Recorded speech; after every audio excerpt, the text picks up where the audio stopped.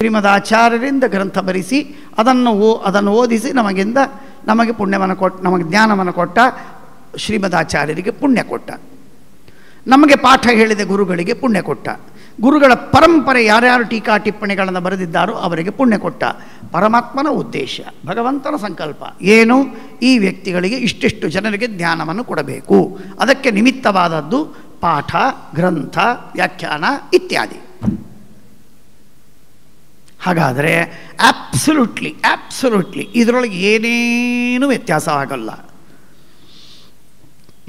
ಕೇವಲ ಭಗವಂತ ಸರ್ವಕರ್ತೃವಾದವ. ಜ್ಞಾನವನ್ನು ಹುಟ್ಟಿಸುವುದು ಭಗವಂತ, ರೋಗವನ್ನು ಕೊಡುವುದು ಭಗವಂತ, ಸುಖವನ್ನು ಉಂಟು ಮಾಡುವುದು ಭಗವಂತ, ಹೊಟ್ಟೆ ತುಂಬುವುದು ಭಗವಂತ, ಹಸಿವು ಕೊಡುವುದು ಭಗವಂತ, ಎಲ್ಲವನ್ನು ಮಾಡುವುದು ಭಗವಂತ. ಹೊಟ್ಟೆ ತುಂಬುವುದಕ್ಕೆ ತಾಯಿಯನ್ನು ನಿಮಿತ್ತ ಮಾಡ್ತಾನೆ, ಹೆಂಡತಿಯನ್ನು ನಿಮಿತ್ತ ಮಾಡ್ತಾನೆ, ಅಡಿಗೆಯನ್ನು ಮಾಡಿಸ್ತಾನೆ, ಹೊಟ್ಟೆ ತುಂಬ್ತಾನೆ. ಅದು ಯಾವುದೂ ಇಲ್ಲದೆ ಇದ್ದಾಗ ದಾರಿಯಲ್ಲಿ ಹೋಗ್ತಾ ಇರುವಾಗ ನೀವೇನೋ ಕರಿತೀರಾ, ಬಾ ಅಂತ ಹೇಳಿ ಕರೆದವನಿಗೆ ಭೋಜನಕ್ಕೆ ಹಾಕ್ತೀರಾ, ನಿಮಗೆ ಪುಣ್ಯವನ್ನು ಕೊಡ್ತಾನೆ. ಹೀಗೆ ಸಕಲರೂ ಕೇವಲ ಅದಕ್ಕೆ ಇನ್ಸ್ಟ್ರುಮೆಂಟ್ ಆಗಿದ್ದಾರೆ, ಅಂಗರಾಗಿದ್ದಾರೆ, ಕಾರಣರಾಗಿದ್ದಾರೆ. ಕರ್ತೃವಾದವ ಭಗವಂತ. ಭಗವಂತನೆಂಬ ಕರ್ತೃವನ್ನು ಬಿಟ್ಟು ಇನ್ಯಾರೂ ಕರ್ತೃಗಳ ಜಗತ್ತಿರಲಿಲ್ಲ. ಆದ್ದರಿಂದ ನೀವು ಯಾಕೆ ಪ್ರೇರಣೆ ಮಾಡಬೇಕು, ನಾವು ಯಾಕೆ ಹೇಳಬೇಕು? ಪರಮಾತ್ಮ ಪ್ರೇರಣೆ ಮಾಡೋರು ಮಾಡ್ತಾನೆ, ನಾವು ಯಾಕೆ ಹೇಳಬೇಕು? ಸಂಧ್ಯಾ ವಂದನೆ ಮಾಡು, ಪಾಠ ಓದು, ಶಾಸ್ತ್ರ ಕೇಳು, ಭಕ್ತಿ ಮಾಡು, ಭಜನೆ ಮಾಡು, ಜಪ ಮಾಡು. ಯಾಕೆ ಹೇಳಬೇಕು? ಆ ಪುಣ್ಯವನ್ನು ಪಡೆಯೋದಕ್ಕಾಗಿ ಹೇಳಬೇಕಷ್ಟೇ. ಇಷ್ಟು ಪಾಪವನ್ನು ಪಡೆಯುವುದಕ್ಕೆ ಕೆಟ್ಟ ಕರ್ಮಗಳಲ್ಲಿ ಪ್ರೇರಿಸಬೇಕು, ಇಷ್ಟೇ. ಪಾಪವನ್ನು ಮಾಡಿಸುವವನು ಭಗವಂತನೇ, ಪುಣ್ಯವನ್ನು ಮಾಡಿಸುವವನು ಭಗವಂತನೇ. ಆ ಪುಣ್ಯ ಪಾಪಗಳಿಗೆ ಪ್ರೇರಣೆ ಮಾಡುವಂತಹ ಮಾತುಗಳೇನಿದೆ ನಮ್ಮಿಂದ ಆಡಿಸ್ತಾನಲ್ಲ, ಅದು ನಮಗೆ ಪುಣ್ಯವನ್ನು ಕೊಡುವುದಕ್ಕಾಗಿ ಪುಣ್ಯ ಪ್ರೇರಕರಾಗ್ತೇವೆ, ಅರ್ಥಾತ್ ಅದನ್ನು ನಿಮಿತ್ತ ಆಗ್ತೇವೆ. ಪಾಪಗಳಿಗೆ ನಿಮಿತ್ತರಾದಾಗ ನಮಗೆ ಪಾಪವನ್ನು ಕೊಡ್ತಾನೆ ಭಗವಂತ, ಇಷ್ಟೇ. ಹಾಗಾದರೆ ಭಗವಂತನ ಸಂಕಲ್ಪಕ್ಕೆ ತಕ್ಕಂತೆ ಎಲ್ಲ ಆಗ್ತಾ ಇರ್ತದೆ. ಎಲ್ಲ ಆಗೋದು ಭಗವಂತನ ಸಂಕಲ್ಪಕ್ಕೆ ತಕ್ಕಂತೆ ಅಂತಂದ ಮೇಲೆ ನಮ್ಮ ಪ್ರಾರಬ್ಧ ಅಂತ ಒಂದೇನು ಹೇಳ್ತೀರಲ್ಲ ನೀವು, ಆ ಪ್ರಾರಬ್ಧ ಏನು ಬದಲಾವಣೆ ಆಗೋದಿಲ್ಲ ಅಂತಂತೀರಲ್ಲ. ಪ್ರಾರಬ್ಧ ಬದಲಾವಣೆ ಆಗೋದಿಲ್ಲ ಅಂತನ್ನುವ ಮಾತು ಏನದು? ಅದು ಸತ್ಯವಾ? ಪ್ರಾರಬ್ಧ ಬದಲಾವಣೆ ಆಗೋದಿಲ್ಲ ಅಂದರೆ ಹಾಗಾದರೆ ಇವತ್ತು ಧನ್ವಂತರಿ ಹೋಮ ಮಾಡಿದೆ, ನವಗ್ರಹ ಹೋಮ ಮಾಡಿದೆ, ಪವಮಾನ ಹೋಮ ಮಾಡಿದೆ, ಆ ಶಾಂತಿ ಮಾಡಿದೆ, ಈ ಶಾಂತಿ ಮಾಡಿದೆ, ಏನೇನೋ ಹೋಮಗಳು, ಏನೇನೋ ಜಪಗಳು, ಎಷ್ಟೆಷ್ಟೋ ಪ್ರದಕ್ಷಿಣೆ ನಮಸ್ಕಾರ, ಎಷ್ಟೆಷ್ಟೋ ಉಪವಾಸ, ಇದೆಲ್ಲ ಮಾಡೋದ್ರಲ್ಲಿ ಏನು ಅರ್ಥವಿದೆ? ನಮ್ಮ ಪ್ರಾರಬ್ಧ ಬದಲಾಗತ್ತಾ? ಇಲ್ಲ. ಪ್ರಾರಬ್ಧ ಹಣೆ ಬರಹ ಏನಿದೆಯೋ ಇದೆ.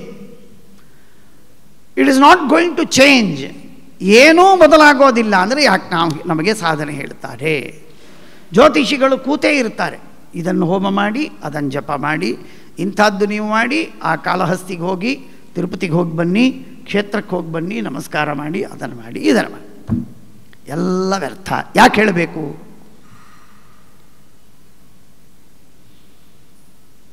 ಬಹಳ ಮಹತ್ವದ ಪ್ರಶ್ನೆ ಇದು. ಯಾಕಂದರೆ ನಿತ್ಯದಲ್ಲಿ ನಮ್ಮ ಪ್ರಾಕ್ಟಿಕಲ್ ಆಗಿ ಪ್ರತಿಯೊಬ್ಬರೂ ಮಾಡುವಂಥದ್ದು. ಅದಕ್ಕೆ ಶ್ರೀಮದಾನಂದ ತೀರ್ಥ ಭಗವತ್ಪಾದಾಚಾರ್ಯರು, ಶ್ರೀಮದಾನಂದ ತೀರ್ಥ ಭಗವತ್ಪಾದಾಚಾರ್ಯ ಇಷ್ಟರವರೆಗೆ ಹೇಳಿದ ಎಲ್ಲ ಪ್ರಶ್ನೆಗಳು ಆಚಾರ್ಯರ ಉತ್ತರ, ವೇದವ್ಯಾಸದೇವರ ಉತ್ತರ. ಶ್ರೀಮದಾಚಾರ್ಯರು ಒಂದು ಅತ್ಯಂತ ಗಂಭೀರವಾದಂತಹ ಒಂದು ಮಾತನ್ನು ಹೇಳ್ತಾರೆ. ಪ್ರಾರಬ್ಧ ಕರ್ಮ ಅನ್ಚೇಂಜಬಲ್ ಅಲ್ಲ. ಅದನ್ನು ಪ್ರಾರಬ್ಧ ಕರ್ಮವನ್ನು ಅವಶ್ಯವಾಗಿ ಬದಲಾಯಿಸುವುದಕ್ಕೆ ಸಾಧ್ಯವಿದೆ. ಅನುವ್ಯಾಖ್ಯಾನದಲ್ಲಿ ಶ್ರೀಮದ್ ಆನಂದ ತೀರ್ಥ ಭಗವತ್ಪಾದಾಚಾರ್ಯರು ಒಂದು ಮಾತನ್ನು ಹೇಳ್ತಾರೆ. ಸ್ಯಾತ್ ಕಾಮ್ಯ ವಿಧಿ ವೈಯರ್ಥ್ಯಂ. ಹಾಗಾಗಿ ಈ ಮಾತಿನಿಂದ ಹೇಳುವಂತಹ ವಿಷಯ ತುಂಬ ವಿಸ್ತಾರವಾದದ್ದು. ಟೀಕಾಕೃತ್ಪಾದರು ಅದನ್ನು ಬಹಳ ಸುಂದರವಾಗಿ ಸಮರ್ಥನೆ ಮಾಡಿದ್ದಾರೆ. ನಾವು ಮಾಡುವಂತಹ ಏನೇನು ಪ್ರಾಯಶ್ಚಿತ್ತಗಳಿವೆಯೋ ಅವೆಲ್ಲವೂ ಕೂಡ ಪ್ರಾರಬ್ಧವನ್ನು, ನಮ್ಮ ಪ್ರಾರಬ್ಧ ಕರ್ಮ ಏನು ಭೋಗ ಮಾಡ್ತಾ ಇರ್ತೇವೆ, ಆ ಭೋಗ ಮಾಡುವ ಪ್ರಾರಬ್ಧ ಕರ್ಮವನ್ನು ಮಿಟಿಗೇಟ್ ಮಾಡುವುದಕ್ಕೆ ಬರುತ್ತೆ. ಪೂರ್ಣವಾಗಿ ನಾಶ ಮಾಡುವುದಕ್ಕೆ ಸಾಧ್ಯವಿಲ್ಲ. ಇಂಪಾಸಿಬಲ್. ಪೂರ್ಣವಾಗಿ ನಾಶ ಮಾಡಲಿಕ್ಕೆ ಆಗೋದೇ ಇಲ್ಲ. ಆದರೆ 100 ದುಃಖವಿದ್ದದ್ದನ್ನು ಅದನ್ನು 80 ಮಾಡಬಹುದು, 70 ಮಾಡಬಹುದು, 60 ಮಾಡಬಹುದು, 20ಕ್ಕೂ ತರಬಹುದು, ಪ್ರೊವೈಡೆಡ್ ನೀವು ಅದಕ್ಕೆ ಯೋಗ್ಯವಾಗಿರುವ ಪ್ರಾಯಶ್ಚಿತ್ತವನ್ನು ಮಾಡಿದರೆ. ಇದು ರಾದರ್ ಯಾವ ವಾದಿಗಳು ಕೂಡ ಹೇಳೋದಿಲ್ಲ, ಶ್ರೀಮದ್ ಆಚಾರ್ಯರು ಮಾತ್ರ, ಶ್ರೀಮದ್ ಆನಂದ ತೀರ್ಥರು ಮಾತ್ರ ಈ ಮಾತನ್ನು ಹೇಳ್ತಾರೆ.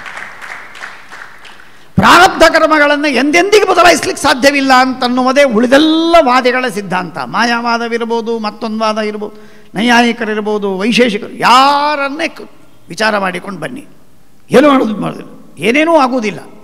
ಪ್ರಾರಬ್ಧ ಕರ್ಮ ಇದ್ದದ್ದನ್ನು ಭೋಗಿಸ್ಬೇಕು ಅಷ್ಟೇ. ಇದಕ್ಕೆ ಪ್ರೊಟೆಸ್ಟ್ ಮಾಡಿ, ಇದಕ್ಕೆ ಅಗೇನ್ಸ್ಟ್ ಆಗಿ ಹೇಳಿ, ಎಸ್ ಪ್ರಾರಬ್ಧ ಕರ್ಮಗಳನ್ನು ಬದಲಾಯಿಸಲಿಕ್ಕಾಗತ್ತೆ, ಅದಕ್ಕೆ ತಕ್ಕ ಸಾಧನವನ್ನು ಮಾಡಬೇಕು. ನಾನು ಬಂದೆ ಒಂದು ಸ್ವಲ್ಪ ತೆಂಗಿನಕಾಯಿ ಇಟ್ಟು ನಮಸ್ಕಾರ ಮಾಡಿದೆ, ಪ್ರಾರಬ್ಧ ಕರ್ಮ ಬದಲಾಗಲಿ ಅಂದರೆ ಆಗೋದಿಲ್ಲ. ಇರುವೆ ಕಡಿಯೋದು ಬಿಟ್ಟು ಹೋಗುತ್ತೆ ಅಷ್ಟೇ. ಇವತ್ತು ಇರುವೆ ಕಡಿಯೋದಿತ್ತು, ಅದು ಬಿಟ್ಟು ಕಡಿಲಿಲ್ಲ. ಯಾಕೆ? ತೆಂಗಿನಕಾಯಿ ಇಟ್ಟು ನಮಸ್ಕಾರ ಮಾಡಿದ್ದಿ, ಆದ್ದರಿಂದ ನಿನಗೆ ಇರುವೆ ಕಡಿಲಿಲ್ಲ, ಇಷ್ಟೇ. ಮಹಾ ಪ್ರಾರಬ್ಧ ಕರ್ಮಗಳಿವೆ. ಆ ಪ್ರಾರಬ್ಧ ಕರ್ಮಗಳೆಲ್ಲ ತೀರಬೇಕು, ಅದು ದೂರವಾಗಬೇಕು, ಪರಿಹಾರವಾಗಬೇಕು, ಕಮ್ಮಿ ಆಗಬೇಕು, ಮಿಟಿಗೇಟ್ ಆಗಬೇಕು, ಸಬ್ಸೈಡ್ ಆಗಬೇಕು ಅಂತನ್ನುವುದಾದರೆ ಎಷ್ಟು ಪಾಪವಿದೆಯೋ. ನಾನು ಉದಾಹರಣೆ ಕೊಡ್ತಿರ್ತೇನೆ. ಒಂದು ಪ್ಲಾಟ್ ತೊಗೊಂಡಿದ್ದೀವಿ ಅಂತನ್ನಿ, ಆ ಪ್ಲಾಟಲ್ಲಿ ಎಷ್ಟು ತೆಗ್ಗಿದೆ ಅಷ್ಟು ಮಣ್ಣು ಹಾಕದೆ ಬಿಲ್ಡಿಂಗ್ ಕಟ್ಟಲಿಕ್ಕಾಗೋದಿಲ್ಲ. ಹಾಗಾದರೆ ಎಷ್ಟು ತೆಗ್ಗು ಬಿದ್ದಿದೆಯಲ್ಲ, ನ್ಯಾಚುರಲ್ ಏನಾಗಿ ಬಿದ್ದಿದೆಯೋ, ಎಷ್ಟು ಜಾಗ ಇದೆಯೋ ಅಷ್ಟನ್ನು ತುಂಬುವುದು ಅನಿವಾರ್ಯ. ಅದಾದ ಮೇಲೆ ಸೂಪರ್ ಸ್ಟ್ರಕ್ಚರ್ ಬರುತ್ತೆ. ಹಾಗಾಗಿ ನನ್ನ ರೋಗ ಏನಿದೆ, ನಾನು ಯಾವಾಗಲೂ ಹೇಳೋದು, ಅಲ್ರಿ ನೀವೇನು ನಿಮಗೆ ಎಷ್ಟು ಡಯಾಬಿಟೀಸ್ ಇದೆ ಅಂತ ಕೇಳಿದರೆ ಅವ್ರು ಹೇಳ್ತಾರೆ, ನಮಗೇನು ನಾನು 2 ಯೂನಿಟ್ ತೊಗೋತೇನೆ ಅಷ್ಟೇ, ಇನ್ಸುಲಿನ್ ಭಾಳ ತೊಗೊಳ್ಳೋದಿಲ್ಲ ಅಂತ. ನಾನು ಅಷ್ಟೇ, ಮತ್ತೊಬ್ಬನು ಅಷ್ಟೇ ತೊಗೊಂಡ್ರೆ ಡಾಕ್ಟ್ರ್ ಹತ್ರ ಹೋಗಿ ಕೇಳಿದರೆ ಅವನಿಗೆ ಹೇಳ್ತಾರೆ 15 ಯೂನಿಟ್ಗಳನ್ನು 3 ಬಾರಿ ನೀನು ತೆಗೆದುಕೊಳ್ಳಬೇಕು ಅಂತ ಹೇಳ್ತಾರೆ. 20 ಯೂನಿಟ್ಟಿನ ಇನ್ಸುಲಿನ್ನು 3 ಬಾರಿ ತೆಗೆದುಕೊಳ್ಳಬೇಕು. ಬೆಳಿಗ್ಗೆ ಟಿಫಿನ್ನಿಗೆ, ಮಧ್ಯಾಹ್ನ ಊಟಕ್ಕೆ, ರಾತ್ರಿ ಭೋಜನಕ್ಕೆ 3 ಸಲ ತೊಗೊಳ್ಬೇಕು ಅಂತ ಹೇಳ್ತಾರೆ. ಮತ್ತೊಬ್ಬವ 2 ಯೂನಿಟನ್ನು ತೆಗೆದುಕೊಂಡು ಪಾರಾಗಿದ್ದಾನೆ. ಅವನು 2ಕ್ಕೆ ಪಾರಾಗಿದ್ದಾನೆ, ನನಗೆ ಯಾಕೆ ಅಷ್ಟಕ್ಕಾಗೋದಿಲ್ಲ ಅಂತಂದರೆ, ಈಸ್ ದೇರ್ ಎನಿ ಸೆನ್ಸ್? ಇದಕ್ಕೇನಾದರೂ ಲಾಜಿಕ್ ಅಂತಂತಾರ? ಅವನು ಪ್ರದಕ್ಷಿಣೆ ಹಾಕಿದ, 8 ದಿವಸ ಪ್ರದಕ್ಷಿಣೆ ಹಾಕೋದಕ್ಕೆ ಫಲ ಸಿಕ್ಕಿತು, ನನಗೆ 8 ದಿವಸ ಹಾಕಿದರೂ ಫಲ ಸಿಗಲಿಲ್ಲ, ಆದ್ದರಿಂದ ಇದು ಇಟ್ಸ್ ಆಲ್ ಹಂಬಗ್, ಎಲ್ಲ ಮೋಸ, ಸುಳ್ಳು ಅಂತಂದರೆ ಡಾಕ್ಟರಿಗೆ ಹೇಳ್ತೀರೇ ನೀವು? ಫಾರ್ಮಸ್ಯೂಟಿಕಲ್ ಕಂಪನಿಗೆ ಈ ರೀತಿಯಾಗಿ ಚಾರ್ಜ್ ಮಾಡ್ತೀರೇ ನೀವು? ನಾನು ಇಷ್ಟು ಔಷಧಿ ತೊಗೊಂಡೆ, ಏನೂ ಗುಣವಾಗಲಿಲ್ಲ. ಅಯ್ಯೋ ಮಹಾರಾಯ, ನಿನ್ನ ಅವಸ್ಥೆ ಏನು, ನಿನ್ನ ಕಾನ್ಸ್ಟಿಟ್ಯೂಷನ್ ಏನು, ನಿನ್ನ ದೇಹದ್ದು, ಅದನ್ನು ನೋಡಿಕೊಂಡು ನಿನಗೆ ಪ್ರಿಸ್ಕ್ರೈಬ್ ಮಾಡ್ತಾರೆ. ಹಾಗಾಗಿ ನಾವು ಮಾಡುವಂತಹ ಕರ್ಮಗಳು ನಮ್ಮ ಪಾಪಗಳಿಗೆ ತಕ್ಕಂತೆ, ನಮ್ಮ ಅಪೇಕ್ಷಿತವಾದ ಫಲಗಳಿಗೆ ತಕ್ಕಂತೆ ನಾವು ಮಾಡಬೇಕಾದದ್ದು. ಇದೂ ಒಂದು ಸತ್ಯವನ್ನು ನಾವು ಇದನ್ನು ಕಣ್ಣಿಗೆ ದೂರ ಮಾಡಿ ಇಡುವುದು ಸಾಧ್ಯವಿಲ್ಲ. ಈ ತತ್ವವನ್ನು ತಿಳಿಬೇಕು. ಒಟ್ಟಾರೆ ಇಷ್ಟೆಲ್ಲ ವಿಚಾರವನ್ನು ಮಾಡ್ತಾ ಇರುವಾಗ ನಮಗೆ ಗೊತ್ತಾಗುವಂಥದ್ದೇನು ಅಂದರೆ, ಭಗವಂತ ಸರ್ವಥ ನಿಷ್ಪಕ್ಷಪಾತನಾಗಿದ್ದಾನೆ. ಭಕ್ತರ ಮೇಲೆ, ಸಾಧನೆ ಮಾಡಿದವನ ಮೇಲೆ ಪರಮಾತ್ಮನ ಕರುಣೆ ಇದೆ. ಯಾರು ಭಗವಂತ ಮಾಡಿದ ಉಪಕಾರ ಅನಂತವಾದ ಉಪಕಾರವನ್ನು ಮಾಡಿದರೂ ಕೂಡ ಪರಮಾತ್ಮನನ್ನು ದ್ವೇಷ ಮಾಡತಕ್ಕ ದೈತ್ಯರ ಮೇಲೆ ಭಗವಂತ ಕೋಪಗೊಂಡು ಪರಮಾತ್ಮ ಅವರಿಗೆ ಶಾಸನವನ್ನು ಮಾಡ್ತಾನೆ. ಇದನ್ನು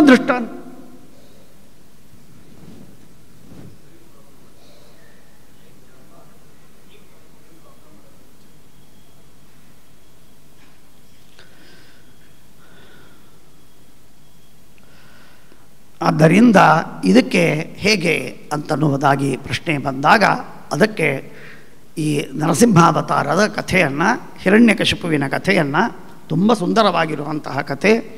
ಹಿರಣ್ಯಾಕ್ಷ, ವರಾಹದೇವರು ಅವನನ್ನು ಸಂಹಾರ ಮಾಡಿದರು. ಸಂಹಾರ ಮಾಡಿದ್ದರಿಂದ ಹಿರಣ್ಯಕಶಿಪು ಏನಿದ್ರೂ ಸ್ವಯಂ ದೈತ್ಯ,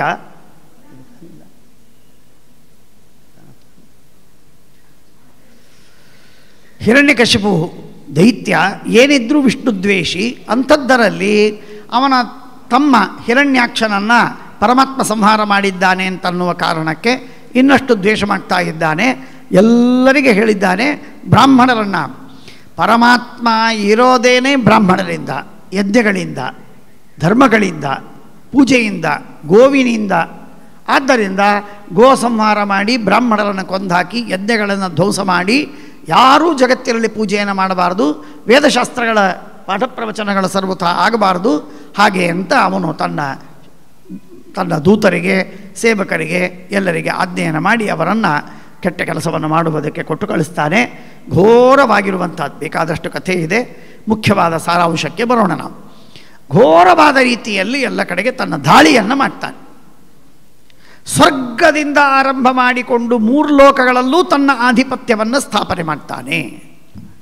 ತಾನೇ ದೇವೋತ್ತಮ, ತಾನೇ ಸರ್ವೋತ್ತಮ, ತನ್ನನ್ನೇ ಪೂಜೆ ಮಾಡಿ ಎಂಬುದಾಗಿ ಪರಮಾತ್ಮ ಸಾಧಿಸ್ತಾನೆ. ಈ ರೀತಿಯಾಗಿ ಮಾಡುವಂತಹ ಹಿರಣ್ಯಕಶಿಪುವನ್ನು ಸಂಹಾರ ಮಾಡುವುದಕ್ಕಾಗಿ ದೇವತೆಗಳೆಲ್ಲ ಹೋಗಿ ಭಗವಂತನನ್ನು ಪ್ರಾರ್ಥನೆ ಮಾಡ್ತಾರೆ. ಬಹಳ ಕಷ್ಟ, ಬರೀ ಕಷ್ಟವೇ. ಎಂದೂ ಸಾಧನೆಯನ್ನು ಮಾಡುವುದಕ್ಕೆ ಅನುಕೂಲ ಮಾಡಿಕೊಡಲಿಲ್ಲ. ಭಗವಂತನಿಗೆ ಬೇಡಿದಾಗ ಭಗವಂತ ಅಂದ, ನಾನು ಬರ್ತೇನೆ, ಅವಶ್ಯವಾಗಿ ನಾನು ಸಂಹಾರ ಮಾಡ್ತೇನೆ, ಆದರೆ ಹೊತ್ತು ಬರಬೇಕು. ಭಾಳ ಮಹತ್ವದ್ದು, ಹೊತ್ತು ಬರಬೇಕು. ಹೊತ್ತು ಬಂದರೆ ಮಾತ್ರ ನಾನು ಮಾಡ್ತೇನೆ. ಏನದು ಹೊತ್ತು? ಬಹಳ ಮಹತ್ವದ ಮಾತನ್ನು ಹೇಳ್ತಾ ಇದ್ದಾನೆ ಕೃಷ್ಣ ಪರಮಾತ್ಮ. ಭಗವಂತ ಹೇಳೋದೇನು ಅಂತಂದರೆ, ಎಲ್ಲಿಯವರೆಗೆ ಯದಾ ವೇದೇಶು ದೇವೇಶು ಗೋಷು ವಿಪ್ರೇಷು ಸಾಧುಷು ಧರ್ಮೇ ಮೈಚ ವಿದ್ವೇಷಃ ಸವಾ ಆಶು ವಿನಶ್ಯತಿ. ದೇವತೆಗಳಲ್ಲಿ ಯಾವಾಗ ನಮಗೆ ದ್ವೇಷ ಬರುವುದಕ್ಕೆ ಆರಂಭವಾಯಿತು, ವೇದಗಳನ್ನು ನಾವು ಸಿಟ್ಟು ಮಾಡ್ತೇವೆ, ಗೋಗಳನ್ನು ನಾವು ಪೀಡಿಸ್ತೇವೆ, ಬ್ರಾಹ್ಮಣರನ್ನು ನಿಂದೆ ಮಾಡ್ತೇವೆ, ಸಾಧು ಸಜ್ಜನರನ್ನು ನಾವು ತಿರಸ್ಕಾರ ಮಾಡ್ತೇವೆ, ಧರ್ಮವನ್ನು ಬಿಡ್ತೇವೆ, ಪರಮಾತ್ಮನ ದ್ವೇಷವನ್ನು ಮಾಡ್ತೇವೆ, ಆಗ ನಮಗೆ ಅನರ್ಥವಾಗುವುದು ನಿಶ್ಚಿತ, ಯಾರೇ ಇರಲಿ. ಹಾಗಾಗಿ ಇದನ್ನು ಮಾಡಿದಂತಹ ವ್ಯಕ್ತಿಗೆ ನಾನು ಸಂಹಾರವನ್ನು ಮಾಡ್ತೇನೆ. ಎಲ್ಲಕ್ಕೆ ಮೇಲಾಗಿ ವಿಶೇಷವಾದಂತಹ ನಿಮಿತ್ತ ಎಂದರೆ ಪ್ರಹ್ಲಾದ ರಾಜ, ಅವನ ಮಗ. ಆ ಪ್ರಹ್ಲಾದ ರಾಜನಿಗೆ ಅವನು ಯಾವಾಗ ಪೀಡೆ ಕೊಡುವುದು ಆರಂಭ ಮಾಡ್ತಾನೋ ನಾನಾಗ ಸಂಹಾರ ಮಾಡ್ತೇನೆ ಅಂತ ಹೇಳಿದ. ಭಾಳ ದೇವತೆಗಳಿಗೆ ಸಂತೋಷವಾಯಿತು. ಆಯಿತು, ಪರಮಾತ್ಮ ಸಂಹಾರ ಮಾಡ್ತಾನೆ ಹಿರಣ್ಯಕಶಿಪುವನ್ನು ಅಂತ ಹೇಳಿ ಮನಸ್ಸಿಗೆ ನೆಮ್ಮದಿಯನ್ನು ಮಾಡಿಕೊಂಡು ಅವರೆಲ್ಲರೂ ಶಾಂತರಾಗಿದ್ದಾರೆ. ಅದಾದ ಮೇಲೆ ಆ ಮಗ ಹುಟ್ಟಿದ ಪ್ರಹ್ಲಾದ ರಾಜ ಹುಟ್ಟಿದಾಗ ನ್ಯಸ್ತ ಕ್ರೀಡನಕೋ ಬಾಲಃ. ಎಂಥ ಸಂಸ್ಕಾರ ನೋಡಿ. ತಂದೆ ಯಾರು? ನಿರಂತರ ವಿಷ್ಣು ದ್ವೇಷ ಮಾಡುವಂಥ ತಂದೆ. ಆದರೆ ಮಗ ಎಂಥವ? ನಿರಂತರ ಭಗವಂತನ ಆರಾಧನೆ ಮಾಡುವಂತಹ ಮಗ. ಅದ್ಭುತವಾದ ವ್ಯಕ್ತಿತ್ವ ಪರಮಾತ್ಮನ ಪ್ರಹ್ಲಾದ ರಾಜನದು. ಪ್ರತಿಮಾನಂ ಪ್ರಕುರುವಂತಿ ಕಿಮುತನ್ನೇ ಭವಾದೃಶಾಃ ಯಂ ಸಾಧುಗಾಥಾ ಸದಸಿ ರಿಪವೋಪಿ ಸುರಾನೃಪ ಪ್ರತಿಮಾನಂ ಪ್ರಕುರುವಂತಿ ಕಿಮುತನ್ನೇ ಭವಾದೃಶಾಃ. ಎಷ್ಟು ಅದ್ಭುತವಾಗಿ ಏನೇ ಗುಣವನ್ನು ಹೇಳಬೇಕು ಅಂದರೆ ಪ್ರಹ್ಲಾದನಂತೆ ಆಗು. ಸತ್ಯ ಮಾತಾಡುವುದಕ್ಕೆ ಪ್ರಹ್ಲಾದ, ವಿನೀತನಾಗುವುದಕ್ಕೆ ಪ್ರಹ್ಲಾದ, ಪರೋಪಕಾರಕ್ಕೆ ಪ್ರಹ್ಲಾದ, ಎಲ್ಲ ಗುಣಗಳಿಗೂ ಕೂಡ ಪ್ರಹ್ಲಾದನನ್ನು ದೃಷ್ಟಾಂತವಾಗಿ ಕೊಡೋರು. ಋಷಿಗಳು ಮುನಿಗಳು ಕೂಡ ಅವನನ್ನು ದೃಷ್ಟಾಂತವಾಗಿ ಕೊಡುವರು. ಅಂಥ ಉತ್ತಮ ವ್ಯಕ್ತಿ. ಕೃಷ್ಣಗ್ರಹ ಗೃಹೀತಾತ್ಮ. ಕೃಷ್ಣ ಎಂಬ ಭೂತ ಅವನಿಗೆ ಹಿಡಿದಿತ್ತು.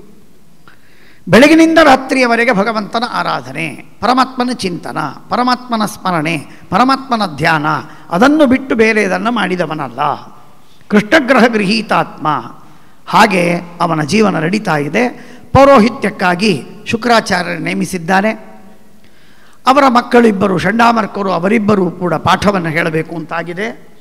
ಪಾಠವನ್ನು ಹೇಳುವುದಕ್ಕೆ ಅವರು ಸಿದ್ಧರಾದಾಗ ಪ್ರಹ್ಲಾದ ರಾಜನನ್ನು ಪಾಠಶಾಲೆಗೆ ಕಳಿಸ್ತಾನೆ. ಪ್ರಹ್ಲಾದ ರಾಜ ಪಾಠವನ್ನು ಕಲ್ತ್ಕೊಂಡು ಬರ್ತಾನೆ. ಅವರೇನು ಪಾಠ ಹೇಳಿದರೋ ಅದೇನು ಮನಸ್ಸಿಗೆ ಹಿಡಿಸಲಿಲ್ಲ. ಇದೇನು ಪಾಠ, ಎದುರಿನಲ್ಲಿ ಅನ್ನೋದಿಲ್ಲ, ಅವರಿಗೆ ತಿರಸ್ಕಾರ ಮಾಡೋದಿಲ್ಲ. ನೋಡಿ ಎಷ್ಟು ಅವನ ಸೌಜನ್ಯ, ಎಷ್ಟು ಸಂಯಮವಿದೆ, ಎಷ್ಟು ವಿಚಿತ್ರವಾಗಿದೆ.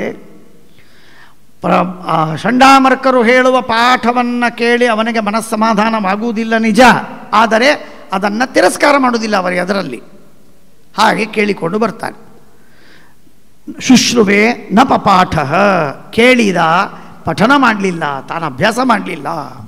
ನ ಸಾಧು ಮನಸಾ ಮೇನೆ ಸ್ವರೂಪ ಸದ್ಗ್ರಹಾಶ್ರಯಂ. ಹಿರಣ್ಯಕಶಿಪು ಕರೆದ ಪ್ರಹ್ಲಾದನನ್ನು, ಮಗು ಬಾರಯ್ಯ, ತೊಡೆ ಮೇಲೆ ಕರ್ಕೊಂಡು ಕೂಡಿಸಿ, ಪುಟ್ಟ ಮಗು, ಕೇವಲ 5 ವರ್ಷದ ಬಾಲಕ. ಅವನನ್ನು ಕರೆದು ತೊಡೆ ಮೇಲೆ ಕೂಡಿಸಿಕೊಂಡು, ಏನು ಪಾಠ ಆಗಿದೆ, ಏನು ಕಲ್ತಿದ್ದೀಯಾ ಹೇಳು, ಏನು ಕಲ್ತಿದ್ದಿ ಅಂತ ಕೇಳಿದಾಗ ಅವನು ಹೇಳ್ತಾನೆ, ತತ್ಸಾಧು ವರ್ಮನ್ಯೇ ಸುರವರ್ಯ ದೇಹಿನಾಂ ಸದಾ ಸಮುದ್ವಿಗ್ಧ ಧಿಯಾಮ ಸದ್ಗ್ರಹಾತ್ ಹಿತ್ವಾತ್ಮಪಾತಂ ಗೃಹಮಂಧಕೂಪಂ ವನಂ ಗತೋ ಯದ್ಧರಿಮಾಶ್ರಯೇತ. ನಾನು ಅಪೇಕ್ಷೆ ಮಾಡುವುದು ಭಗವಂತನ ಸಂಕಲ್ಪಕ್ಕೆ ಅನುಗುಣವಾಗಿ ನಾವು ಜೀವನವನ್ನು ನಡೆಸಬೇಕು. ಸಂಸಾರ ಎನ್ನುವುದು ದೊಡ್ಡದಾದ ಕೂಪ, ಕತ್ತಲಿನ ಬಾವಿ, ಇದರಲ್ಲಿ ಬಿದ್ದರೆ ಸತ್ತೋಗ್ತೇವೆ. ಇದರಲ್ಲಿ ಆಸಕ್ತರಾಗಬಾರದು. ವಿರಕ್ತನಾಗಿ ನಾವು ಕಾಡಿಗೆ ಹೋಗಬೇಕು, ಸಾಧನೆಯನ್ನು ಮಾಡಬೇಕು, ಅಂದರೆ ಮಾತ್ರ ಉದ್ಧಾರ, ಇಲ್ಲದೇ ಇದ್ದರೆ ಪ್ರಯೋಜನವಿಲ್ಲ. ಭಗವಂತನ ಸೇವೆಯನ್ನು ಮಾಡುವುದಕ್ಕೆ ಕಾಡಿಗೆ ಹೋಗಬೇಕು, ಸಂಸಾರದಲ್ಲಿ ತೊಡಗಬಾರದು, ವಿರಕ್ತನಾಗಿ ಭಗವದ್ಭಕ್ತಿಯನ್ನು ಮಾಡಬೇಕು ಅಂತನ್ನುವ ಮಾತನ್ನು 5 ವರ್ಷದ ಬಾಲಕ ಪ್ರಹ್ಲಾದ ಹಿರಣ್ಯಕಶಿಪುವಿನ ತೊಡೆಯ ಮೇಲೆ ಕೂತ್ಕೊಂಡು ಈ ಮಾತನ್ನು ಹೇಳಿದಾಗ ಹಿರಣ್ಯಕಶಿಪುವಿಗೆ ಎಷ್ಟು ಕಸಿಬಿಸಿಯಾಗಿರಬೇಕು ನೋಡಿ. ತುಂಬ ದುಃಖವಾಗಿದೆ, ಕೋಪ ಬಂದಿದೆ, ಆದರೆ ನಕ್ಕಿದ್ದಾನೆ. ಜಹಾಸ ಬುದ್ಧಿರ್ಬಾಲಾನಾಂ ಭಿದ್ಯತೆ ಪರಬುದ್ಧಿಭಿ.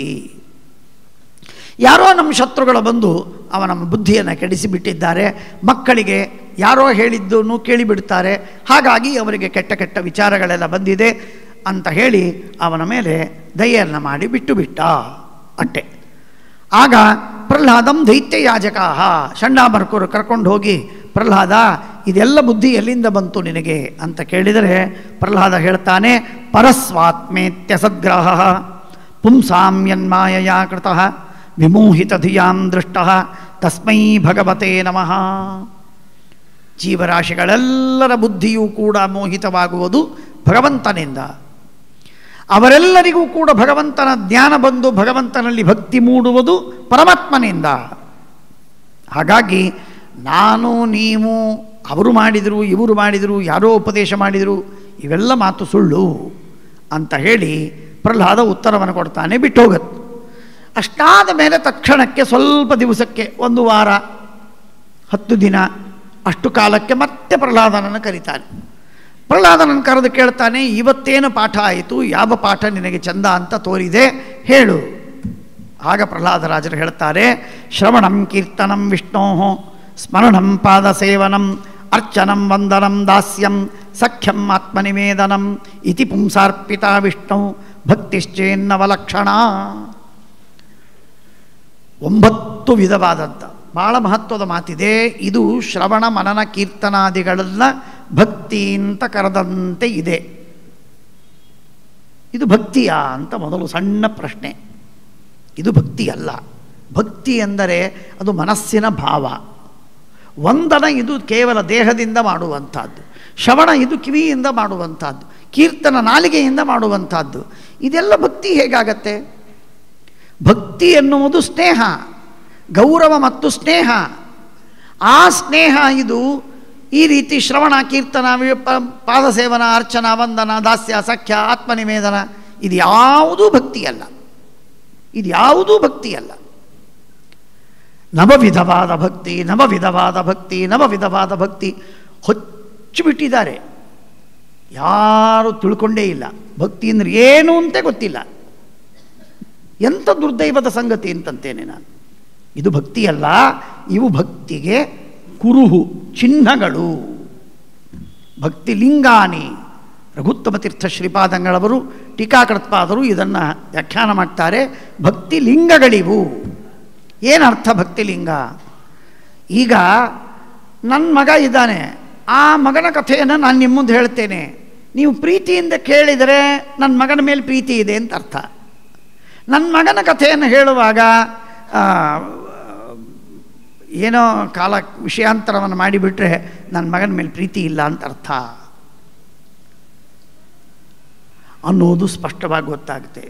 ಯಾವ ವ್ಯಕ್ತಿಯ ಗುಣವನ್ನು, ಯಾವ ವ್ಯಕ್ತಿಯ ಮಹಿಮೆಯನ್ನು ಮೇಲಿಂದ ಮೇಲೆ ಕೇಳುವುದಕ್ಕೆ ನಾವು ಅಪೇಕ್ಷೆ ಪಡ್ತೇವೆ, ಅವನಲ್ಲಿ ಪ್ರೀತಿ ಇದೆ ಅಂತ ಸಿದ್ಧವಾಯಿತು. ಹಾಗಾಗಿ ಒಬ್ಬ ದೇವರ ವಿಷಯವನ್ನು ನಾವು ಮೇಲಿನ ಮೇಲೆ ಕೇಳ್ತೇವೆ ಅಂತನ್ನುವುದಕ್ಕೆ ಅರ್ಥ ಏನು? ದೇವರಲ್ಲಿ ಪ್ರೀತಿ ಇದೆ. ಹಾಗಾದರೆ ಪ್ರೀತಿ ಇದೆ ಅಂತನ್ನುವುದಕ್ಕೆ ಚಿಹ್ನ ಅವನ ಶ್ರವಣ.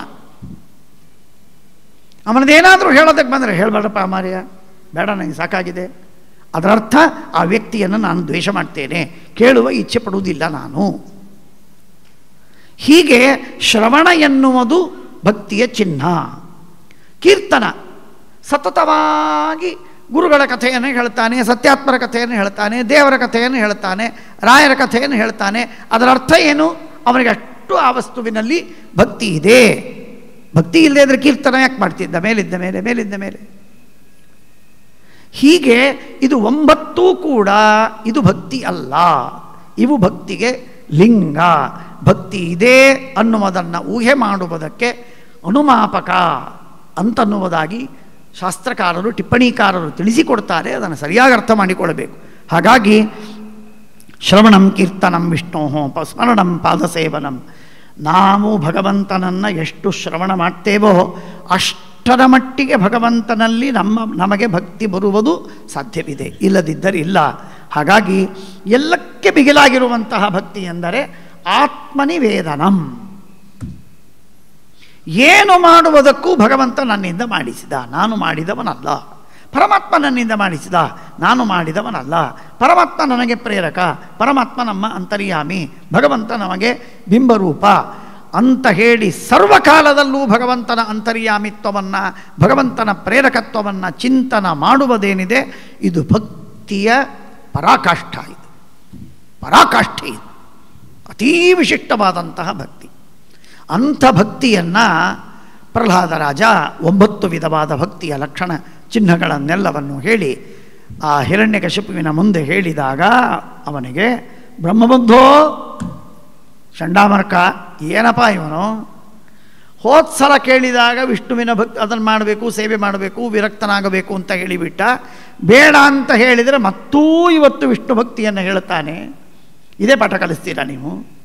ಇದಕ್ಕೆ ನಿಮಗೆ ಸಂಬಳ ಕೊಡೋದ? ನಾನು ಸರ್ವೋತ್ತಮ, ನನ್ನನ್ನು ಸರ್ವೋತ್ತಮ ಅಂತ ಹೇಳುವಂತನ್ನುವುದನ್ನು ಬಿಟ್ಟು ನೀವು ಏನೋ ಪಾಠ ಹೇಳ್ತಿದ್ದೀರಲ್ಲ. ಅವರು ಭಯಪಟ್ಟು ಕರ್ಕೊಂಡು ಹೋಗಿ ಅವನನ್ನು ಕೇಳ್ತಾರೆ, ಏನೋ ಮಹಾರಾಯ ಪ್ರಹ್ಲಾದ, ಏನಾಗಿದೆ ನಿನಗೆ, ಯಾರು ಹೇಳಿದ್ದಾರೆ ನಿನಗೆ ಅಂದಾಗ ಅವನು ಹೇಳ್ತಾನೆ, ಮತಿರ್ನ ಕೃಷ್ಣೇ ಪರತಸ್ವತೋವ ಮಿಥೋಭಿಪದ್ಯೇತ ಗೃಹವ್ರತಾನಾಂ ಅದಾಂತ ಗೋಭಿರ್ವಿಶತಾಂ ತಮಿಸ್ರಂ ಪುನಃ ಪುನಶ್ಚರ್ವಿತ ಚರ್ವಣಾನಾಂ. ನಾವು ನಿತ್ಯದಲ್ಲಿ ನಿನ್ನೆ ತಿಂದ ಭೋಗವನ್ನೇ ಇವತ್ತು ಮಾಡೋದು, ಇವತ್ತು ಭೋಗ ಮಾಡಿದ್ದನ್ನೇ ನಾಳೆ ಭೋಗ ಮಾಡೋದು, ನಾಳೆ ಮಾಡಿದ್ದನ್ನೇ ನಾಡದ್ದು ಮಾಡೋದು. ಭೋಗಗಳಲ್ಲಿ ಏನೇನೇನೇನೇನೂ ವ್ಯತ್ಯಾಸವಿರುವುದಿಲ್ಲ, ಉಪ್ಪು ಖಾರು ಹೆಚ್ಚು ಕಮ್ಮಿ ಅಷ್ಟೇ, ಏನೂ ವ್ಯತ್ಯಾಸವಿರುವುದಿಲ್ಲ. ಅದನ್ನೇ ಅದನ್ನೇ ಅದನ್ನೇ ಭೋಗ ಮಾಡಿ ಮಾಡಿ ಮಾಡಿ ನಮ್ಮ ಜೀವನವನ್ನು ಹಾಳು ಮಾಡಿಕೊಳ್ತಕ್ಕಂತಹ ಆಸಕ್ತರಾಗಿರುವಂತಹ ನಮ್ಮಂತಹ ಪೆದ್ದುಗಳಿಗೆ ಭಗವಂತ ಹೇಳ್ತಾನೆ, ಪ್ರಹ್ಲಾದರಾಜರು ಹೇಳ್ತಾರೆ, ಭಕ್ತಿ ಬರಲ್ಲ, ಸರ್ವಥಾ ಬರುವುದಿಲ್ಲ. ಅದಾಂತ ಗೋಭಿ, ತಮ್ಮ ಇಂದ್ರಿಯಗಳನ್ನು ನಿಗ್ರಹ ಮಾಡಿಲ್ಲ, ಇಂದ್ರಿಯಗಳ ನಿಗ್ರಹವಿಲ್ಲದಿದ್ದರಿಂದ ವೈರಾಗ್ಯವಿಲ್ಲ, ಸತತವಾಗಿ ಭೋಗದಲ್ಲಿ ಆಸಕ್ತರಾಗಿದ್ದಾರೆ. ಅಂಥವರಿಗೆ ಎಂದಾದರೂ ಭಗವಂತನಲ್ಲಿ ಭಕ್ತಿ ಬರೋದಕ್ಕುಂಟ? ಸುತರಾಂ ಬರುವುದಿಲ್ಲ. ಪರಮಾತ್ಮನಲ್ಲಿ ಭಕ್ತಿಯನ್ನು ಪಡಿಬೇಕಾಗಿದ್ದರೆ ಮತಿರ್ನ ಕೃಷ್ಣೇ ಪರತಸ್ವತೋವ, ಭಗವಂತ ಭಕ್ತಿಯನ್ನು ಕೊಡಬೇಕು. ಭಗವಂತ ಭಕ್ತಿಯನ್ನು ಕೊಟ್ಟರೆ ಮಾತ್ರ ಭಕ್ತಿ ಉಂಟು, ಇಲ್ಲದಿದ್ದರೆ ಸರ್ವಥಾ ಭಕ್ತಿ ಇರುವುದಿಲ್ಲ. ಎಷ್ಟೇ ನೀವು ಇಂಜೆಕ್ಷನ್ ಕೊಡಿ, ಎಷ್ಟೇ ಅವನಿಗೆ ಔಷಧಿ ಕೊಡಿ, ಎಷ್ಟೇ ಉಪಾಯವನ್ನು ಹೇಳಿ, ಬೇಕಾದಷ್ಟು ಉಪದೇಶ ಮಾಡಿ, ಏನು ಮನಸ್ಸಿನಲ್ಲಿ ಕೊಡುವುದಿಲ್ಲ. ದೊಡ್ಡ ದುರ್ದೈವದ ಸಂಗತಿ, ದೊಡ್ಡ ದುರ್ದೈವದ ಸಂಗತಿ. ಎಲ್ಲ ಕರ್ಮಗಳನ್ನು ಮಾಡ್ತಾನೆ, ಕರ್ಮದಲ್ಲಿ ಶ್ರದ್ಧೆ ಇದೆ, ಧರ್ಮವನ್ನು ಮಾಡ್ತಾನೆ, ಪುಣ್ಯವನ್ನು ಮಾಡ್ತಾನೆ, ಕರ್ಮವನ್ನು ಮಾಡ್ತಾನೆ, ಇನ್ನೂ ಏನು ಪಾಠ ಪ್ರವಚನವನ್ನು ಮಾಡ್ತಾನೆ. ಆದರೆ ಭಗವಂತ ಅಂದರೆ ಇಟ್ಸ್ ಓಕೆ. ಆ ವಿಧವಾದಂತಹ ಅಟ್ಯಾಚ್ಮೆಂಟ್ ಇಲ್ಲ ಮನಸ್ಸಿನಲ್ಲಿ. ಪರಮಾತ್ಮನ ಸ್ಮರಣೆಯನ್ನು ಮಾಡಿದಾಗ ಕೆಲವರು ಸಾಮಾನ್ಯರು ಪರಮಾತ್ಮನ ಸ್ಮರಣೆಯನ್ನು ಮಾಡ್ತಾ ಇದ್ದಾಗ ಕಣ್ಣೀರು ಹಾಕುವಂಥವರಿದ್ದಾರೆ. ನಾಟಕಕ್ಕಲ್ಲ, ವಾಸ್ತವಿಕವಾಗಿ ಆ ದೇವರ ಸ್ಮರಣೆಯನ್ನು ಮಾಡಿ ಆ ದೇವರ ಸೇವೆಯನ್ನು ಮಾಡಲಿಕ್ಕಾಗಲ್ಲಲ್ಲ ಅಂತ ಹೇಳಿ ದುಃಖ ಪಡುವ ಜನ ಇದ್ದಾರೆ, ಸಾಮಾನ್ಯರು. ಅದರರ್ಥ ಏನು ಅಂದರೆ ಮತಿರ್ನ ಕೃಷ್ಣೇ ಪರತಸ್ವತೋಪಿ ವಾ ಮಿಥೋಭಿಪದ್ಯೇತ ಗೃಹವ್ರತಾನಾಂ ಅದಾಂತಗೋಭಿರ್ವಿಶತಾಂ ತಮಿಸ್ರಂ ಪುನಃ ಪುನಶ್ಚರ್ವಿತ ಚರ್ಮಣಾನಾಂ ನೈಷಾಂ ಮತಿರ್ಸ್ತಾವದುರುಕ್ರಮಂಘ್ರಿಂ. ಭಗವಂತನ ಅವರ ಬುದ್ಧಿ ಎಂದೆಂದಿಗೂ ಭಗವಂತನ ವಿಷಯದ ಕಡೆಗೆ ಹೋಗುವುದಿಲ್ಲ. ಪರಮಾತ್ಮ ಅಂದರೆ ಅವರಿಗೆ ತಿರಸ್ಕಾರವಿದೆ, ವಾಗತ್ಯವಿದೆ, ಬೇಡ ಅಂತಂತಾರೆ. ಪರಮಾತ್ಮನ ಬಗ್ಗೆ ಭಕ್ತಿ, ಪ್ರೀತಿ, ಸ್ನೇಹ, ವಿಶ್ವಾಸ, ನಂಬಿಕೆ ಬರೋದೇ ಇಲ್ಲ ಅವರಿಗೆ. ಇದೆಲ್ಲ ಬರಬೇಕಾದರೆ ಮಹೀಯಸಾಂ ಪಾದರಜೋಭಿಷೇಕಂ ನಿಷ್ಕಿಂಚನಾನಾಂ ನವೃಣೀತ ಯಾವತ್. ಮಹಾತ್ಮರ ದೊಡ್ಡವರ ಸಜ್ಜನರ ಕೃಪೆ ನಮ್ಮ ಮೇಲೆ ಆಗಬೇಕು. ಅನುಬಂಧಾದಿಭ್ಯ ಅಂತ ಒಂದು ಸೂತ್ರ. ಆ ಸೂತ್ರ ವ್ಯಾಖ್ಯಾನವನ್ನು ಮಾಡ್ತಾ ಇರುವಾಗ ಶ್ರೀಮದಾಚಾರ್ಯ ಹೇಳ್ತಾರೆ, ಯಾವ ವ್ಯಕ್ತಿ ಸಜ್ಜನರ ಗುರುಗಳ ಅನುಗ್ರಹಕ್ಕೆ ಪಾತ್ರನಾಗ್ತಾನೆ ಅಂಥವನಿಗೆ ಈ ಎಲ್ಲಗಳು ಆರಂಭವಾಗ್ತವೆ. Only and only then only ದೇವರ ಗುರುಗಳ ಅನುಗ್ರಹವಾದರೆ ಮಾತ್ರ ಅದನ್ನು ನಿಮಿತ್ತ ಮಾಡಿಕೊಂಡು ಭಗವಂತ ಅನುಗ್ರಹವನ್ನು ಮಾಡ್ತಾನೆ. ಹಾಗಾಗಿ ಮಹೀಯಸಾಂ ಪಾದರಜೋಭಿಷೇಕಂ ನಿಷ್ಕಿಂಚನಾನಾಂ ನವೃಣೀತ ಯಾವತ್. ಇಷ್ಟೆಲ್ಲ ಹೇಳಿದಾಗಲೂ ಕೂಡ ಆ ಪ್ರಹ್ಲಾದರಾಜನ ಬಗ್ಗೆ ಕೋಪ ಹೆಚ್ಚಾಯಿತೇ ಹೊರತು ಸಮಾಧಾನವಾಗಲಿಲ್ಲ. ಭಕ್ತಿಯನ್ನು ಮಾಡ್ತಾನೆ ಅಂತನ್ನೋದನ್ನು ಕಂಡು ಅವನನ್ನು ಸಂಹಾರ ಮಾಡಿ ಅಂತ ಕಳಿಸ್ತಾನೆ. ಸಂಹಾರ ಮಾಡಿ ಅಂತಂದರೆ ನೋಡಿ, ಪ್ರಹ್ಲಾದರಾಜ 5 ವರ್ಷದ ಬಾಲಕ. ನಾವೆಲ್ಲ ಭರವಸೆಯನ್ನು ಪಡೆಯಬೇಕಾದದ್ದು. ಪ್ರಹ್ಲಾದರಾಜನಂತಹ 5 ವರ್ಷದ ಬಾಲಕನಿಗೆ ಏನೂ ಭಯವಿಲ್ಲ. ಶೂಲದಿಂದ ಅವನನ್ನು ಚುಚ್ಚುತ್ತಾರೆ. ಮರ್ಮಗಳಿಗೆ, ಕಣ್ಣಿಗೆ, ಕುತ್ತಿಗೆಗೆ, ಹೊಟ್ಟೆಗೆ, ಎಲ್ಲ ಕಡೆಗೂ ಮರ್ಮಗಳಿಗೆ ಶೂಲದಿಂದ ಚುಚ್ಚುತ್ತಾರೆ. ಏನೂ ಗಾಯವಾಗುವುದಿಲ್ಲ. ಆಸೀನಂ ಆಹನನ್ ಅಪುಣ್ಯಸ್ಯೇವ ಸತ್ಕ್ರಿಯಾ ಪ್ರಯಾಸೇ ನಿಶಿತೆ. ಆಗ ದಿಗ್ಗಜಗಳಿಂದ ತುಳಿಸ್ತಾರೆ, ಆಗುವುದಿಲ್ಲ. ದೊಡ್ಡ ದೊಡ್ಡ ಹಾವುಗಳಿಂದ ಕಚ್ಚಿಸ್ತಾರೆ, ಸಾಯೋದಿಲ್ಲ. ಅಭಿಚಾರವನ್ನು ವಾಮಾಚಾರದಿಂದ ಸಾಯುವುದಿಲ್ಲ. ಮೇಲಿನಿಂದ ಕೆಳಗಾಕ್ತಾರೆ, ಸಾಯುವುದಿಲ್ಲ. ಮಾಯಿಯನ್ನು ಮಾಡ್ತಾರೆ, ಸಾಯುವುದಿಲ್ಲ. ಕಟ್ಟಿ ಅವನನ್ನು ಸಂಹಾರ ಮಾಡ್ತಾರೆ, ಆಗುವುದಿಲ್ಲ. ವಿಷವನ್ನು ಕುಡಿಸ್ತಾರೆ, ಉಪವಾಸ ಕೆಡವುತ್ತಾರೆ, ಹಿಮದಲ್ಲಿ ಉಳಿಸ್ತಾರೆ, ಗಾಳಿಗೆ ಬೆಂಕಿಯಲ್ಲಿ ಹಾಕ್ತಾರೆ, ನೀರಿನಲ್ಲಿ ಮುಳುಗಿಸ್ತಾರೆ, ಪರ್ವತವನ್ನು ಏರಿಸ್ತಾರೆ. ಏನು ಮಾಡಿದರೂ ಅವನಿಗೆ ಮರಣ ಬರುವುದಿಲ್ಲ, ಕಷ್ಟವೇ ಆಗುವುದಿಲ್ಲ. ಒಂದು ಮಾತನ್ನು ಶ್ರೀಮದಾಚಾರ್ಯರು ತಾತ್ಪರ್ಯ ನಿರ್ಣಯದಲ್ಲಿ 14ನೇ ಅಧ್ಯಾಯದಲ್ಲಿ ಹೇಳುತ್ತಾರೆ. ಶ್ರೀಮದಾಚಾರ್ಯರು ತುಂಬ ಮಹತ್ವದ ಮಾತು. ವಿಷವನ್ನು ಕುಡಿಸಿ, ಹಾವುಗಳಿಂದ ಕಡಿಸಿ ಎಲ್ಲ ಮಾಡಿದರೂ ಕೂಡ ಪ್ರಹ್ಲಾದರಾಜ ಬದುಕಿದ. ಭೀಮಸೇನ ದೇವರು ಹಾಗೆ ಬದುಕಿದರು. ಮಹಾಭಾರತದಲ್ಲಿ ಕೇಳ್ತೇವೆ ವಿಷವನ್ನು. ಆದರೆ ವ್ಯತ್ಯಾಸವನ್ನು ಹೇಳ್ತಾರೆ ಶ್ರೀಮದಾಚಾರ್ಯರು. ಬಹಳ ದೊಡ್ಡ ವ್ಯತ್ಯಾಸವಿದೆ. ಪ್ರಹ್ಲಾದರಾಜ ತಾನು ಸಾಯಬಾರದು ಎನ್ನುವುದಕ್ಕಾಗಿ ಆಗಾಗ ಭಗವಂತನ ನಾಮಸ್ಮರಣೆಯನ್ನು ಮಾಡ್ತಿದ್ದ. ಆ ನಾಮಸ್ಮರಣೆಯ ಪುಣ್ಯದಿಂದ ಅವನನ್ನು ದೇವರು ರಕ್ಷಣೆ ಮಾಡಿದರು. ಆದರೆ ಭೀಮಸೇನ ದೇವರು ವಿಷವನ್ನು ತಿನ್ನಿಸಿದಾಗ ವಿಷದಿಂದ ತಾನು ಸಾಯಬಾರದು ಅಂತನ್ನುವುದಕ್ಕಾಗಿ ನಾಮಸ್ಮರಣೆ ಮಾಡಿದ್ದೇ ಇಲ್ಲ. ಇದು ಭೀಮಸೇನ ದೇವರ ಸ್ವಾಭಾವಿಕವಾಗಿರುವಂತಹ ಅತ್ಯದ್ಭುತವಾದ ಬಲ ಅಂತ ಆಚಾರ್ಯರು ಹೇಳ್ತಾರೆ. ಹಾಗೆ ಇವನ ಸಂಹಾರ ಆಗಲಿಲ್ಲ, ಸಾಯಲಿಲ್ಲ. ಮನೆಗೆ ಬಂದ. ಮತ್ತೆ ರಾತ್ರಿ ಸಿದ್ಧ, ಏನೂ ಇಲ್ಲದೇನೆ ಆನಂದದಿಂದ ನಗನಗತಾ ಬರ್ತಾ ಇದ್ದ ಪ್ರಹ್ಲಾದ. 5 ವರ್ಷದ ಬಾಲಕ. ಏನಾಗಿರಬೇಕು ನೋಡಿ. 3 ಲೋಕಗಳನ್ನು ನಡಗಿಸಿ ಬಂದಿದ್ದಾನಿವನು. ಇಂದ್ರಾದಿ ದೇವತೆಗಳು ಪಲಾಯನ ಮಾಡಿದ್ದಾರೆ. ಯಾರೂ ಇವನ ವಿರುದ್ಧವಾಗಿ ಹೋರಾಡುವವರಿಲ್ಲ.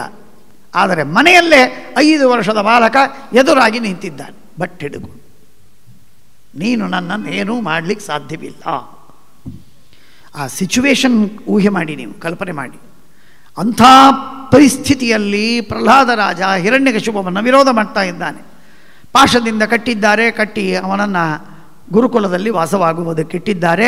ಆಗ ಗುರುಕುಲದಲ್ಲಿ ಇರುವಂತಹ ಆ ಪ್ರಹ್ಲಾದರಾಜನಿಗೆ ಗೆಳೆಯರೆಲ್ಲ ಕರೆದರು. ಆಟಕ್ಕೆ ಹೋಗೋಣ ಬಾ ಅಂತ ಕರೀತಾರೆ. ಕರೆದರೆ ಅವರೆಲ್ಲರನ್ನು ಕೂಡಿಸಿ ಹೇಳ್ತಾನೆ, ಏನಾಯ್ತು ಆಡ್ತೀರ? ದೈವಂ ಸಂಪದ್ ವಿಪತ್ ಪದಂ. ಸಂಪತ್ತು ವಿಪತ್ತುಗಳು ದೊರೆಯುವುದು ನಮ್ಮ ದೈವದಿಂದ. ಆ ದೈವವನ್ನು ಸಂಪಾದಿಸಿದರೆ ಮಾತ್ರ ನಮಗೆ ಸಂಪತ್ತಿದೆ. ದೈವವನ್ನು ವಿಪರೀತವಾಗಿ ಮಾಡಿಕೊಂಡ್ರೆ ವಿಪತ್ತುಗಳು ಬರುತ್ತೆ.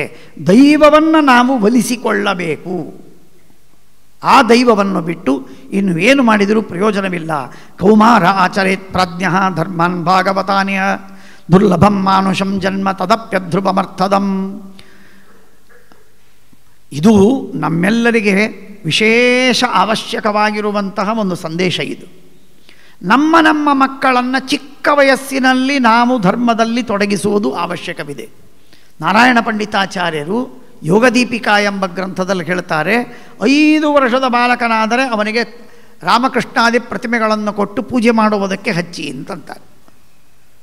ಹೀಗೆ ಮಕ್ಕಳಿಗೆ ನಾವು ಎಲ್ಲಿಯವರೆಗೆ ಧರ್ಮವನ್ನು ಹೇಳಿಕೊಡುವುದಿಲ್ಲ, ಧರ್ಮವನ್ನು ಬೋಧಿಸುವುದಿಲ್ಲ, ಅವರಿಂದ ಧರ್ಮವನ್ನು ಮಾಡಿಸುವುದಿಲ್ಲ, ಧರ್ಮಕ್ಕಾಗಿ ಅವರನ್ನು ಪ್ರಚೋದಿಸುವುದಿಲ್ಲ, ಅಲ್ಲಿಯವರೆಗೆ ಅವರ ಉದ್ಧಾರವಾಗುವುದು ಸಾಧ್ಯವಿಲ್ಲ. ನಮ್ಮ ವಂಶದಲ್ಲಿ ಸರ್ವಥಾ ಧರ್ಮ ನೆಲೆಸುವುದು ಶಕ್ಯವಿಲ್ಲ. ವಯಸ್ಸಾದ ಮೇಲೆ ನಾವು ಎಷ್ಟು ಧರ್ಮ ಮಾಡಿದರೂ ಅಷ್ಟೇ, ಮಾಡಿದಿದ್ದರೂ ಅಷ್ಟೇ ನಮ್ಮ ವಂಶದಲ್ಲಿ ಧರ್ಮ ಮುಂದುವರಿಯಲು ಸಾಧ್ಯವಿಲ್ಲ. ಅದಾಗಬೇಕಾದರೆ ಕೇವಲ ನಮ್ಮ ಮಕ್ಕಳಿಗೆ ಧರ್ಮವನ್ನು ಕಲಿಸುವುದು ಅನಿವಾರ್ಯ. ಕೌಮಾರೇ ಆಚರೇತ್ ಪ್ರಾಜ್ಞ. ಯಾಕೆ ಅಂದರೆ ಮೆತ್ತಗಾಗಿರುವಂಥ, ಇವತ್ತಿಗೂ ಕೂಡ ಚಿಕ್ಕ ಎಲ್ಲೆಲ್ಲೋ ಪರದೇಶದಲ್ಲಿದ್ದಾರೆ ಅಂತನ್ನಿ, ಆ ಎಲ್ಲ ಜನರಿಗೂ ಕೂಡ ಚಿಕ್ಕ ವಯಸ್ಸಿನಲ್ಲಿ ಅವರೇನಾದರೂ ಸ್ತೋತ್ರವನ್ನು ಕಲ್ತಿದ್ರೆ ಅದರ ಪ್ರಭಾವ ಇರ್ತದೆ. ವಯಸ್ಸಾದ ಮೇಲೂ ಕೂಡ ಅದನ್ನು ಪಠನ ಮಾಡಿ, ಸಂಸ್ಕಾರದಿಂದ ಪಠನ ಮಾಡಿ ಸನ್ಮಾರ್ಗದಲ್ಲಿ ಬರುವುದು ಸಾಧ್ಯವಿದೆ. ಏನೂ ಕಲಿಯದಿದ್ದಂಥವರಿಗೆ ಏನೂ ಸಾಧ್ಯವಿಲ್ಲ. ಕೌಮಾರ ಆಚರೇತ್ ಪ್ರಾಜ್ಞ ಧರ್ಮಾನ್ ಭಾಗವತಾನಿಹ. ಸಾಮಾನ್ಯವಾಗಿ ಅದನ್ನು ಡಿಸ್ಕರೇಜ್ ಮಾಡುವಂಥದ್ದು ಸ್ವಭಾವ. ಧರ್ಮ ನೀನೇನು ಮಾಡ್ತೀಯೋ ಚಿಕ್ಕ ಹುಡುಗ ಅಂತ ಹೇಳಿ ಅವನನ್ನು ತಿರಸ್ಕಾರ ಮಾಡ್ತಾರೆ. ಧರ್ಮ ಮಾಡಬೇಡ ಅಂತ ಹೇಳ್ತಾರೆ. ಸುಖಮೈಂದ್ರಿಯಕಂ ದೈತ್ಯಾಹ ದೇಹಯೋಗೇನ ದೇಹಿನಾಂ ಸರ್ವತ್ರ ಲಭ್ಯತೆ ದೈವಾತ್ ಯಥಾ ದುಃಖಮಯತ್ನತಃ ತತ್ ಪ್ರಯಾಸೋ ನ ಕರ್ತವ್ಯ. ಅನೇಕ ಉಪದೇಶಗಳು, ಅದ್ಭುತವಾಗಿರುವಂತಹ ಮಾತುಗಳು, ಅವುಗಳನ್ನೆಲ್ಲ ಹೇಳಿ ಪ್ರಹ್ಲಾದರಾಜರು ಅವನಿಗೆ ಉಪದೇಶ ಮಾಡ್ತಾರೆ. ಪರಮಾತ್ಮನನ್ನು ಸಂತೋಷಗೊಳಿಸುವುದಕ್ಕೆ ನೀವು ಏನೂ ಕಷ್ಟಪಡಬೇಕಾಗಿಲ್ಲ. ನಹ್ಯಚ್ಯುತಂ ಪ್ರೀಣಯತಃ ಬಹ್ವಾಯಾಸೋ ಅಸುರಾತ್ಮಜಾಹ. ಪರಮಾತ್ಮನನ್ನು ಸಂತೋಷಗೊಳಿಸುವುದಕ್ಕೆ ಏನೂ ಆಯಾಸವಿಲ್ಲ.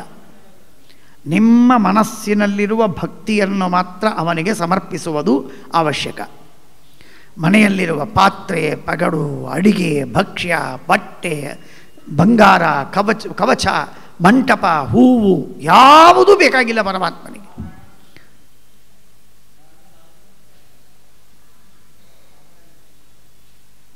ಯಾವುದೂ ಅಗತ್ಯವಿಲ್ಲ.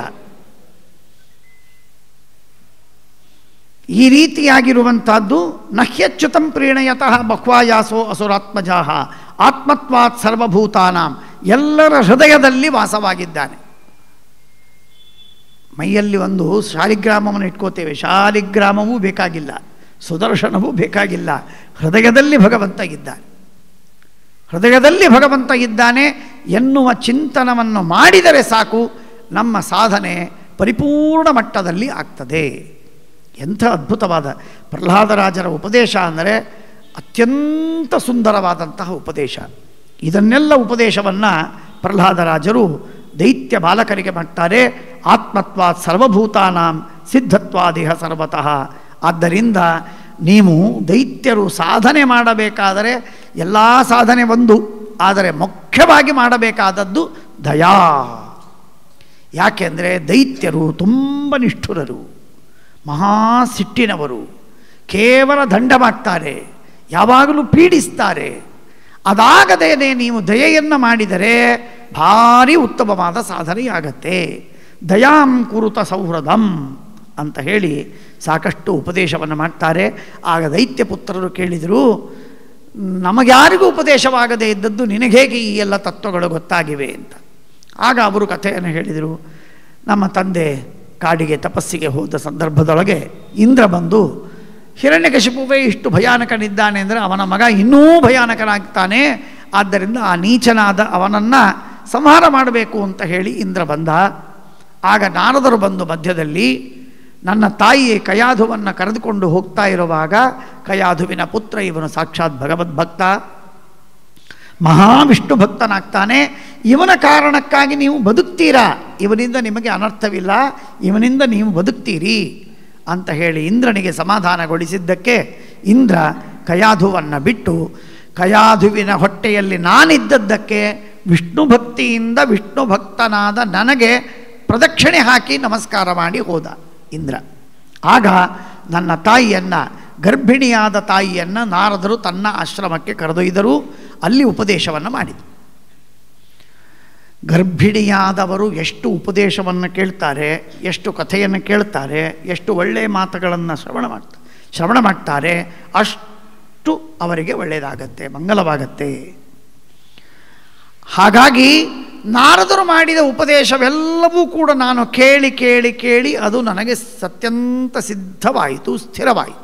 ವಿಷ್ಣುವಿನ ಸರ್ವೋತ್ತಮತ್ವ, ಧರ್ಮಗಳು ಹಾಗೂ ಜ್ಞಾನ ಸಾಧನೆ, ಮುಕ್ತಿ ಸಾಧನೆ ಅದೆಲ್ಲವೂ ನನಗೆ ಗೊತ್ತಾಯಿತು. ನನ್ನ ತಾಯಿ ಹೆಣ್ಣು ಹಾಗೂ ಅವರಿಗೆ ಆಯಾಸವಾಗ್ತಿತ್ತು, ವಯಸ್ಸಾಗಿದೆ, ಸಾಕಷ್ಟು ದಿನಗಳು ಕಳೆದೋಗಿವೆ. ಹಾಗಾಗಿ ಅವಳು ಮರ್ತೋಗಿದ್ದಾಳೆ. ದೇವರ ಅನುಗ್ರಹದಿಂದ, ನಾರದರೆಂಬ ಗುರುಗಳ ಕೃಪೆಯಿಂದ ನನಗೆ ಮರ್ತಿಲ್ಲ, ಎಲ್ಲ ನೆನಪಿದೆ. ಆದ್ದರಿಂದ ನಾನು ನಿಮಗೆ ಹೇಳಿದ್ದೇನೆ ಅಂತ ಹೇಳಿದರು. ಹೇಳಿ ತತ್ತು ಕಾಲಸ್ಯ ದೀರ್ಘತ್ವಾತ್ ತತ್ರೋಪಾಯ ಸಹಸ್ರಾಣಾಂ ಅಯಂ ಭಗವತೋದಿತಃ ಯದೀಶ್ವರೇ ಭಗವತಿ ಭಕ್ತಿ ಸ್ಯಾನ್ನನ್ಯಥಾಮತಿ. ಯಾವ ಸಾಧನೆಯನ್ನು ಮಾಡಿದಿರಿ, ಪ್ರಹ್ಲಾದರಾಜರು ಹೇಳುವಂತಹ ಕೊನೆಯ ಉತ್ತಮವಾದಂತಹ ಸಾಧನೆ ಎಂದರೆ ಸಾವಿರ ಉಪಾಯಗಳಿವೆ ಜಗತ್ತಿನಲ್ಲಿ, ಸಾವಿರಾರು ಉಪಾಯಗಳಿವೆ. ಏನು? ಅಪಾಯ ಕೋಟಿಗೆ ಉಪಾಯ ಒಂದೇ. ಉಗಾಭೋಗದಲ್ಲಿ ಹೇಳ್ತಾರೆ, ಅಪಾಯ ಕೋಟಿಗೆ ಉಪಾಯ ಒಂದೇ. ಏನೇ ನೀವು ಅಪಾಯವನ್ನು ತೆಗೆದುಕೊಂಡು ಬನ್ನಿ, ಎಂಥ ಆಪತ್ತುಗಳನ್ನೇ ತನ್ನಿ, ಏನೇ ಅನರ್ಥಗಳಾಗತ್ತೆ ಅಂತನ್ನಿ, ಅದೆಲ್ಲವನ್ನು ಪರಿಹಾರ ಮಾಡುವುದಕ್ಕೆ ಇದ್ದದ್ದು ಒಂದೇ ಒಂದು ಉಪಾಯ, ಭಗವಂತ. ಹಾಗಾಗಿ ಆ ಭಗವದ್ಭಕ್ತಿ ಅಂತನ್ನುವುದೇನಿದೆ, ಉಪಾಯ ಸಹಸ್ರಾಣಾಂ ಅಯಂ ಭಗವತೋದಿತಃ ಯದೀಶ್ವರೇ ಭಗವತಿ ಭಕ್ತಿ ಸ್ಯಾತ್ ನಾನ್ಯಥಾರತಿ. ಪರಮಾತ್ಮನಲ್ಲಿ ಭಕ್ತಿಯನ್ನು ಮಾಡುವುದನ್ನು ಯಾವ ಕಾಲದಲ್ಲಿ ಭಗವಂತನ ಭಕ್ತಿಯನ್ನು ಮಾಡಲು ಸಾಧ್ಯವಿದೆಯೋ ಆಗ ಮಾಡಿ. ಇಂಥ ಕಾಲ ಅಂತ ಅನ್ಕೋಬೇಡಿ. ನಿಮಗೆ 10 ಸೆಕೆಂಡು 20 ಸೆಕೆಂಡು ಕಣ್ಣು ಮುಚ್ಚುವುದಕ್ಕೆ ಅವಕಾಶವಿದೆ.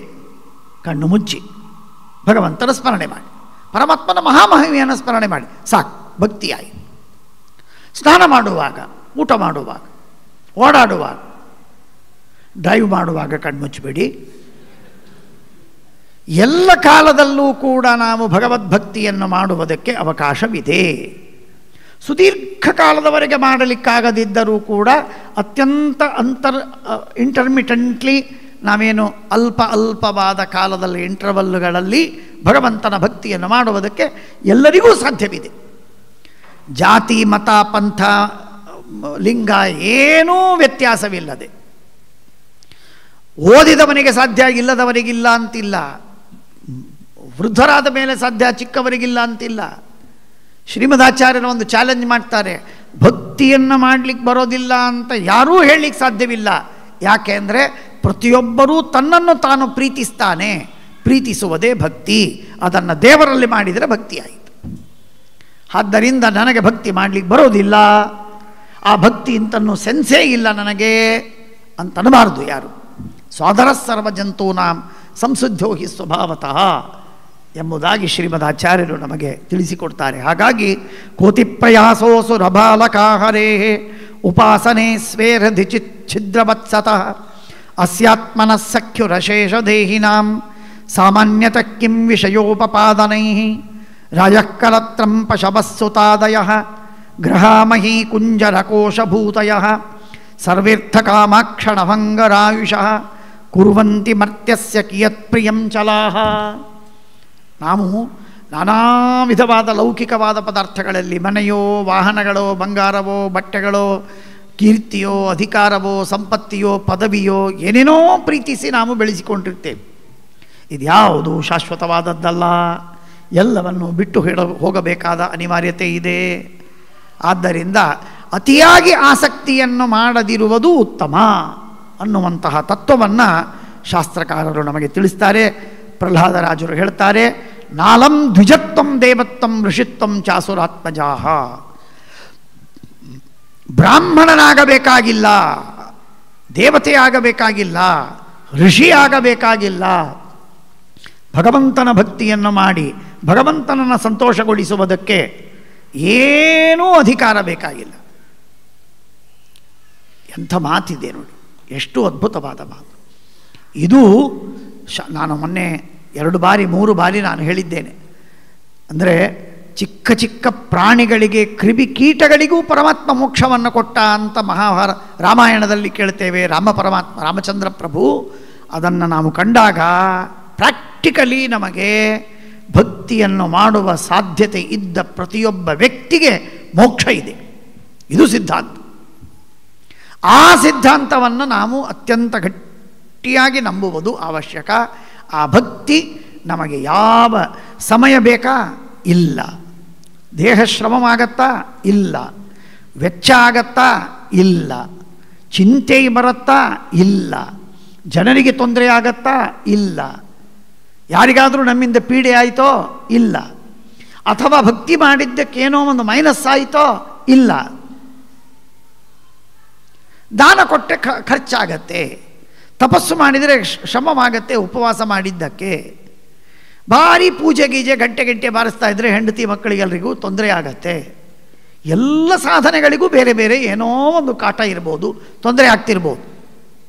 ಆದರೆ ಹೃದಯದಲ್ಲಿ ಮಾಡುವಂತಹ ಭಕ್ತಿಗೆ ಮಾತ್ರ ಎಂದೂ ಎಂದೂ ಯಾರಿಗೂ ತೊಂದರೆ ಇಲ್ಲ. ತೊಂದರೆ ಇಲ್ಲ ಮಾತ್ರವಲ್ಲ, ಎಲ್ಲರಿಗೂ ಲಾಭವಿದೆ.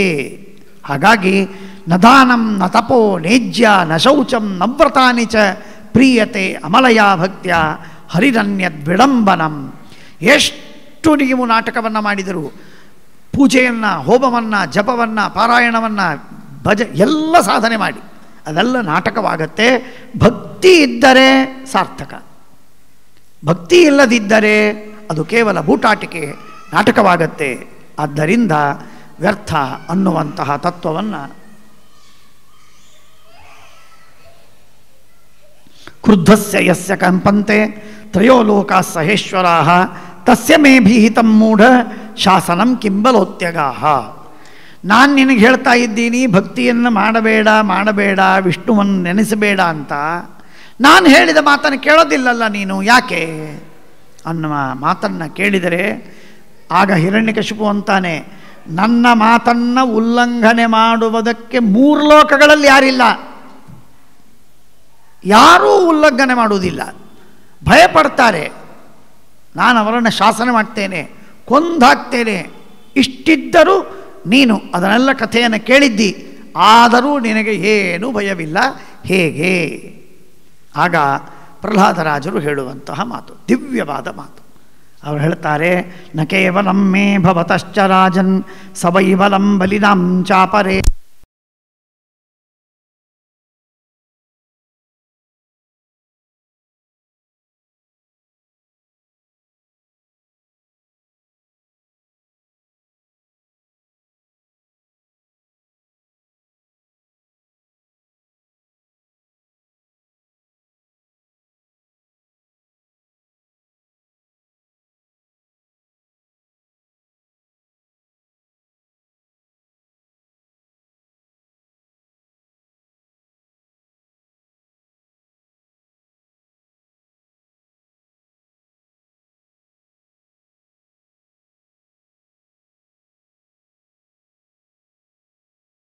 ನನಗೆ ಬಲ ಬಂದದ್ದಲ್ಲ, ನಿನಗೆ ಬಲವಂಥದ್ದು.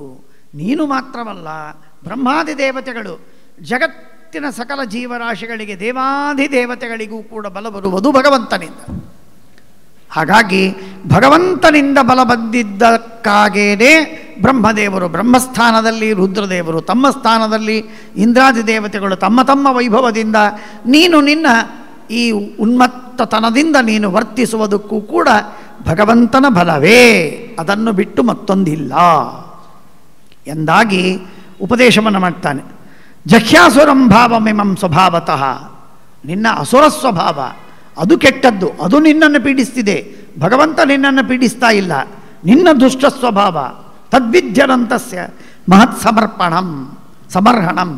ನಿನ್ನ ಮನಸ್ಸನ್ನು ನೀನು ಕಾಮಕ್ರೋಧಾದಿಗಳನ್ನು ಗೆದ್ದು ಭಗವಂತನಿಗೆ ಸಮರ್ಪಣೆ ಮಾಡಿದರೆ ಅದು ದೊಡ್ಡದಾದಂತಹ ಪರಮಾತ್ಮನ ಪೂಜೆ. ಅದನ್ನು ಬಿಟ್ಟು ಮತ್ತೊಂದು ಭಗವಂತನ ಪೂಜೆ ಇಲ್ಲ ಅನ್ನುವುದಾಗಿ ಉಪದೇಶವನ್ನು ಮಾಡಿದ್ದಾನೆ ಪ್ರಹ್ಲಾದ ರಾಜ ಹಿರಣ್ಯಕಶಿಪುವಿಗೆ.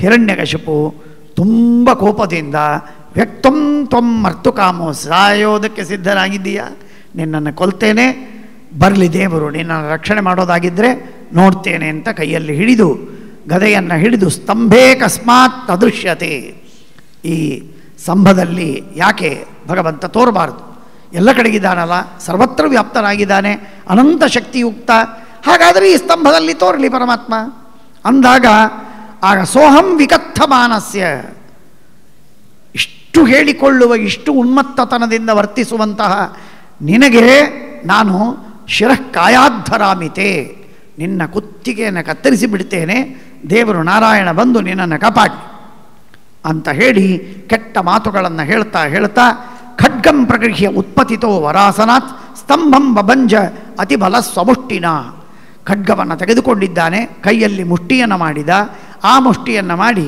ಆ ಸ್ತಂಭಕ್ಕೆ ಪ್ರಹಾರವನ್ನು ಮಾಡ್ತಾನೆ. ಆ ಸ್ತಂಭ ಸೀಳಿ ದೊಡ್ಡ ಶಬ್ದವಾಗಿದೆ, ಭಯಾನಕವಾದ ಶಬ್ದವಾಗಿದೆ. ಭಯಾನಕ ಶಬ್ದ ಹೇಗೆ ಅಂದರೆ ತೆಂಗಿನಕಾಯಿ ಹೊಡೆದಂತೆ ಅಲ್ಲ, ಬ್ರಹ್ಮಾಂಡ ಸ್ಫೋಟವಾದಂತೆ ಶಬ್ದವಾಗಿದೆ, ಬ್ರಹ್ಮಾಂಡ ಸ್ಫೋಟವಾದಂತೆ ಶಬ್ದವಾಗಿದೆ. ತದೈವ ತಸ್ಮಿನ್ ನಿನದೋ ವಿಭೀಷಣೋ ಬಭೂವ ಏನಾಂಡ ಕಟಾಹಮಸ್ಫುಟತ, ಹೇಗೆ ಗಾಜಿನಲ್ಲಿ ಶಬ್ದವಾದರೆ ಆ ಗಾಜು ಒಡೆದೋಗತ್ತೆ, ಆ ರೀತಿಯಾಗಿ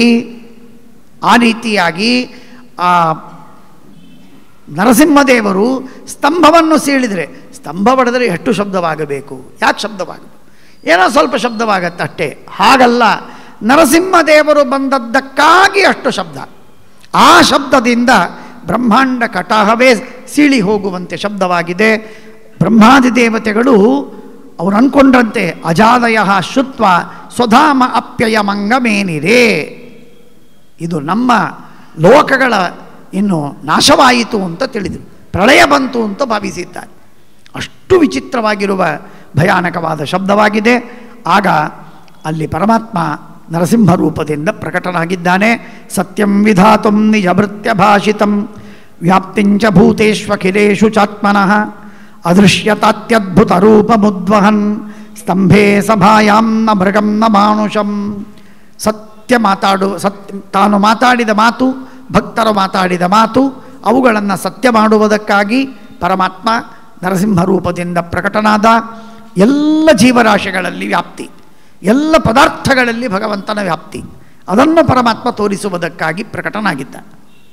ಇಲ್ಲಿ ಒಂದು ಮಾತನ್ನು ನಾವು ಗಮನಿಸಬೇಕು, ನಾನು ಯಾವಾಗಲೂ ಹೇಳ್ತೇನೆ, ಕೈಯಲ್ಲಿ ಖಡ್ಗವನ್ನು ತೆಗೆದುಕೊಂಡು ನಿನ್ನ ರುಂಡವನ್ನು ಛೇದಿಸ್ತೇನೆ ಅಂತಂದಾಗ, ಈ ಸ್ತಂಭದಲ್ಲಿ ದೇವರಿದ್ದಾನ ಬರಲಿ ಅವನು ಅಂತಂದಾಗ ಅಳುಕದೆ ಇದ್ದಾನೆ ದೇವರು ಅಂತ ಹೇಳುವಂತಹ ಭರವಸೆ, ವಿಶ್ವಾಸ ಅಪೂರ್ವವಾದಂಥದ್ದು. ಅಕಸ್ಮಾತ್ ದೇವರು ಬರದೇ ಇದ್ದರೆ ಏನಾಗ್ತಿತ್ತು? ಈ ಸಂದೇಹ ಪ್ರಹ್ಲಾದ ರಾಜನ ಮನಸ್ಸಿನಲ್ಲಿ ಒಂದು ಕ್ಷಣವಾದರೂ ಸುಳಿದಿದ್ದರೆ ಸಪ್ತಮಸ್ಕಂಧ ಇರ್ತಿರಲಿಲ್ಲ. ನರಸಿಂಹದೇವರ ಸಾವಿರ ಲಕ್ಷ ಪ್ರತಿಭೆಗಳು, ಲಕ್ಷ ದೇವಸ್ಥಾನಗಳಿವೆ.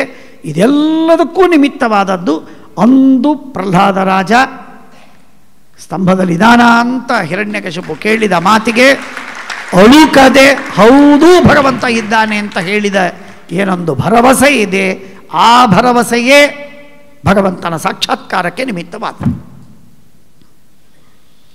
ಇಷ್ಟೊತ್ತಿನವರೆಗೆಲ್ಲ ಹೇಳಿದೆ, ದೇವರು ಬರದೇ ಇದ್ದರೆ ಹೇಗೆ?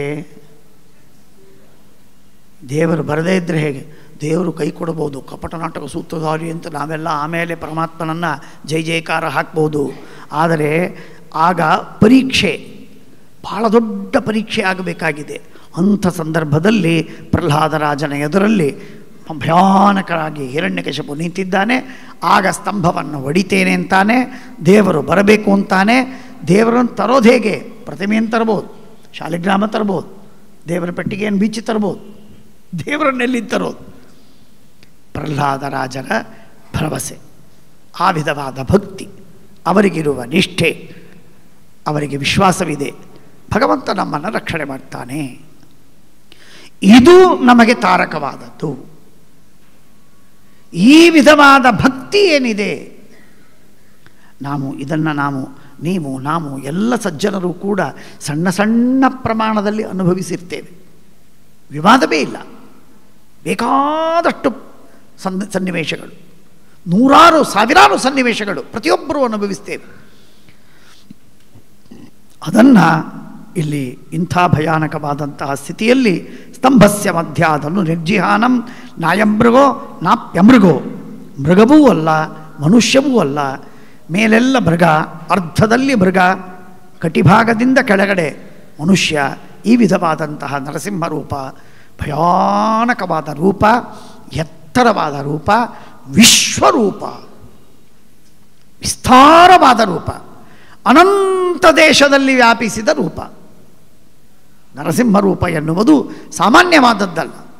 ಯದ್ದೇವ ಪೃಷಿಣ ಸಮೋ ಮಶಕೇನ ಸಮೋ ನಾಗೇನ ಸಮ ಏಭಿಸ್ತ್ರಿಭಿರ್ಲೋಕೈ, 3 ಲೋಕಗಳನ್ನು ಮೀರಿದಂತಹ ನರಸಿಂಹ ರೂಪ. ಪರಮಾಣುವಿಗಿಂತಲೂ ಚಿಕ್ಕದಾದ ನೊರಜು ಅಂತಂತಾರಲ್ಲ, ಆ ನೊರಜಿನಷ್ಟು, ಹುಳದಷ್ಟು, ನೊಣದಷ್ಟು ಚಿಕ್ಕದಾದ ರೂಪ ಭಗವಂತನ ರೂಪ. ಅಂಥ ಭಗವಂತ ನರಸಿಂಹ ರೂಪವನ್ನು ತಾಳಿ ಭಗವಂತ ಬಂದಿದ್ದಾನೆ. ಪ್ರತ್ಯಕ್ಷರಾದಾಗ ಭಯಾನಕಂ ಪ್ರತಪ್ತ ಚಾಮೀಕರ ಚಂಡಲೋಚನಂ ಸ್ಫುರಟ್ ಸಟಾಕೇಸರ ಜಂಭಿತಾನನಂ. ಪರಮಾತ್ಮನ ಕಣ್ಣು ಕೆಂಡದಂತೆ ಕಾದ ಬಂಗಾರದ ಬಣ್ಣವನ್ನು ತಾಳಿದೆ ಪರಮಾತ್ಮನ ಕಣ್ಣು. ಸ್ಫುರತ್ ಸಟಾಕೇಸರ ಜಂಭಿತಾನನಂ. ಆ ಪರಮಾತ್ಮನ ಕೇಶಪಾಶಗಳು ಎಲ್ಲ ಕಡೆಗೆ ಹರಡಿವೆ. ವಿಶಾಲವಾದಂತಹ ಪರಮಾತ್ಮನ ಕಾಯ, ಕರಾಳವಾದ ಹಲ್ಲುಗಳು, ಕೋರೆ ಹಲ್ಲುಗಳು, ಕರವಾಳ ಚಂಚಲಂ ಖಡ್ಗದಂತೆ ಚಂಚಲವಾಗಿರುವಂತಹ ಅವನ ನಾಲಿಗೆ, ಹುಬ್ಬುಗೊಂಟು ಹಾಕಿದ್ದಾನೆ, ಕಿವಿಗಳು ನಿಗಿಲು ನಿಂತಿವೆ. ಗಿರಿಕಂದರಾದ್ಭುತಸ್ಯ ವ್ಯಾಪ್ತಾಸ್ಯನಾನಂ ಹನುಭಯ ಭೀಕ್ಷಣಂ. ಭಯಾನಕವಾದ ಮೂಗು, ಪರಮಾತ್ಮನ ಮುಖ, ಅಂಥ ಸಿಟ್ಟಿನ ಮುಖ. ಪರಮಾತ್ಮನಿಗೆ ಹಣೆಯಲ್ಲಿ ರುದ್ರದೇವರಿಗಿದ್ದಂತೆ ಪರಮಾತ್ಮನಿಗೆ ಹಣೆಯಲ್ಲಿ ಒಂದು ಕಣ್ಣು, 3ನೆಯ ಕಣ್ಣು. ಅದನ್ನು ಉಪಾಸನೆ ಮಾಡಿಯೇ ರುದ್ರದೇವರಿಗೆ 3ನೆಯ ಕಣ್ಣು ಬಂದದ್ದು. ಅಂತಹ ಮುಕ್ಕಣ್ಣನಾದ ನರಸಿಂಹರೂಪಿಯಾದ ಪರಮಾತ್ಮ ವಿಶ್ವದ್ಭುಜಾನೀಕ ಶತೈಹಿ, ಅನಂತ ಬಾಹುಗಳಿಂದ ಪರಮಾತ್ಮ ಪ್ರಕಟನಾಗಿದ್ದಾನೆ. 4 ಮಾತ್ರ ಬಾಹುಗಳಲ್ಲ, ಅಷ್ಟು ಬಾಹುಗಳಿಂದ ಪರಮಾತ್ಮ ಬಂದು ಅಲ್ಲಿ ಪ್ರತ್ಯಕ್ಷರಾಗಿದ್ದಾನೆ. ಯುದ್ಧವಾಗಿದೆ. ಯುದ್ಧದ ಮಧ್ಯದಲ್ಲಿ ಅವನು ಬಿಡಿಸಿಕೊಂಡು ಹೋದಂತೆ ಹಿರಣ್ಯಕಶಿಪು ಮತ್ತೆ ಹಿಡಿದು ಅವನನ್ನು ಎಳೆದು ತಂದು ದ್ವಾರದ ಮೇಲೆ ಕೂತು, ಹೊಸ್ತಿಲಿನ ಮೇಲೆ ಕೂತು, ಸಂಧ್ಯಾಕಾಲದಲ್ಲಿ ತೊಡೆಯ ಮೇಲೆ ಹಾಕಿ ಹೊಟ್ಟೆಯನ್ನು ಸೀಳಿ ಸಂಹಾರವನ್ನು ಮಾಡಿದ. ನರಸಿಂಹದೇವರು ಹಿರಣ್ಯಕಶಿಪುವನ್ನು, ಹಿರಣ್ಯಕಶಿಪು ಅಂದರೆ ಏನು? ಒಟ್ಟಾರೆ ಅಧರ್ಮಕ್ಕೆ ಎಂದೆಂದಿಗೂ ಪರಾಜಯವಾಗಬಾರದು ಅಂತನ್ನುವ ಸ್ಥಿತಿಯಲ್ಲಿ ಏನೊಂದು ನಾವು ಸಾಂಕೇತಿಕವಾಗಿ ತಿಳಿಬಹುದೋ ಅಂಥದ್ದು ಹಿರಣ್ಯಕಶಿಪು. ಅಂಥ ಅಧರ್ಮವನ್ನು ನಾಶ ಮಾಡುವುದಕ್ಕೆ ಬಂದಂತಹ ಅತ್ಯಂತ ಉತ್ತಮವಾಗಿರುವಂತಹ ವಿಭೂತಿ ರೂಪ ನರಸಿಂಹ ರೂಪ. ಈ ರೀತಿಯಾಗಿ ಆ ನರಸಿಂಹನ ಪರಮಾತ್ಮನ ಪ್ರಾಕಟ್ಯವಾಗಿದೆ. ದ್ವಾರ್ಯೂರವು ಆಪಾತ್ಯ ದದಾರ ಲೀಲೆಯ ನಖೈರ್ಯಥಾಹಿಂ ಗರುಡೋ ಮಹಾಮಿಷಂ. ಅದ್ಭುತವಾದ ರೀತಿಯಲ್ಲಿ ಪರಮಾತ್ಮ ಅವನನ್ನು ಸಂಹಾರ ಮಾಡಿದ್ದಾನೆ. ಒಳಗಿರುವ ಕರುಳುಗಳನ್ನು ಕೊರಳಲ್ಲಿ ಹಾಕಿಕೊಂಡು ಪರಮಾತ್ಮ ಅತ್ಯಂತ ಭೀಕರ ರೂಪವನ್ನು ತೋರಿಸ್ತಾ ಇದ್ದಾನೆ.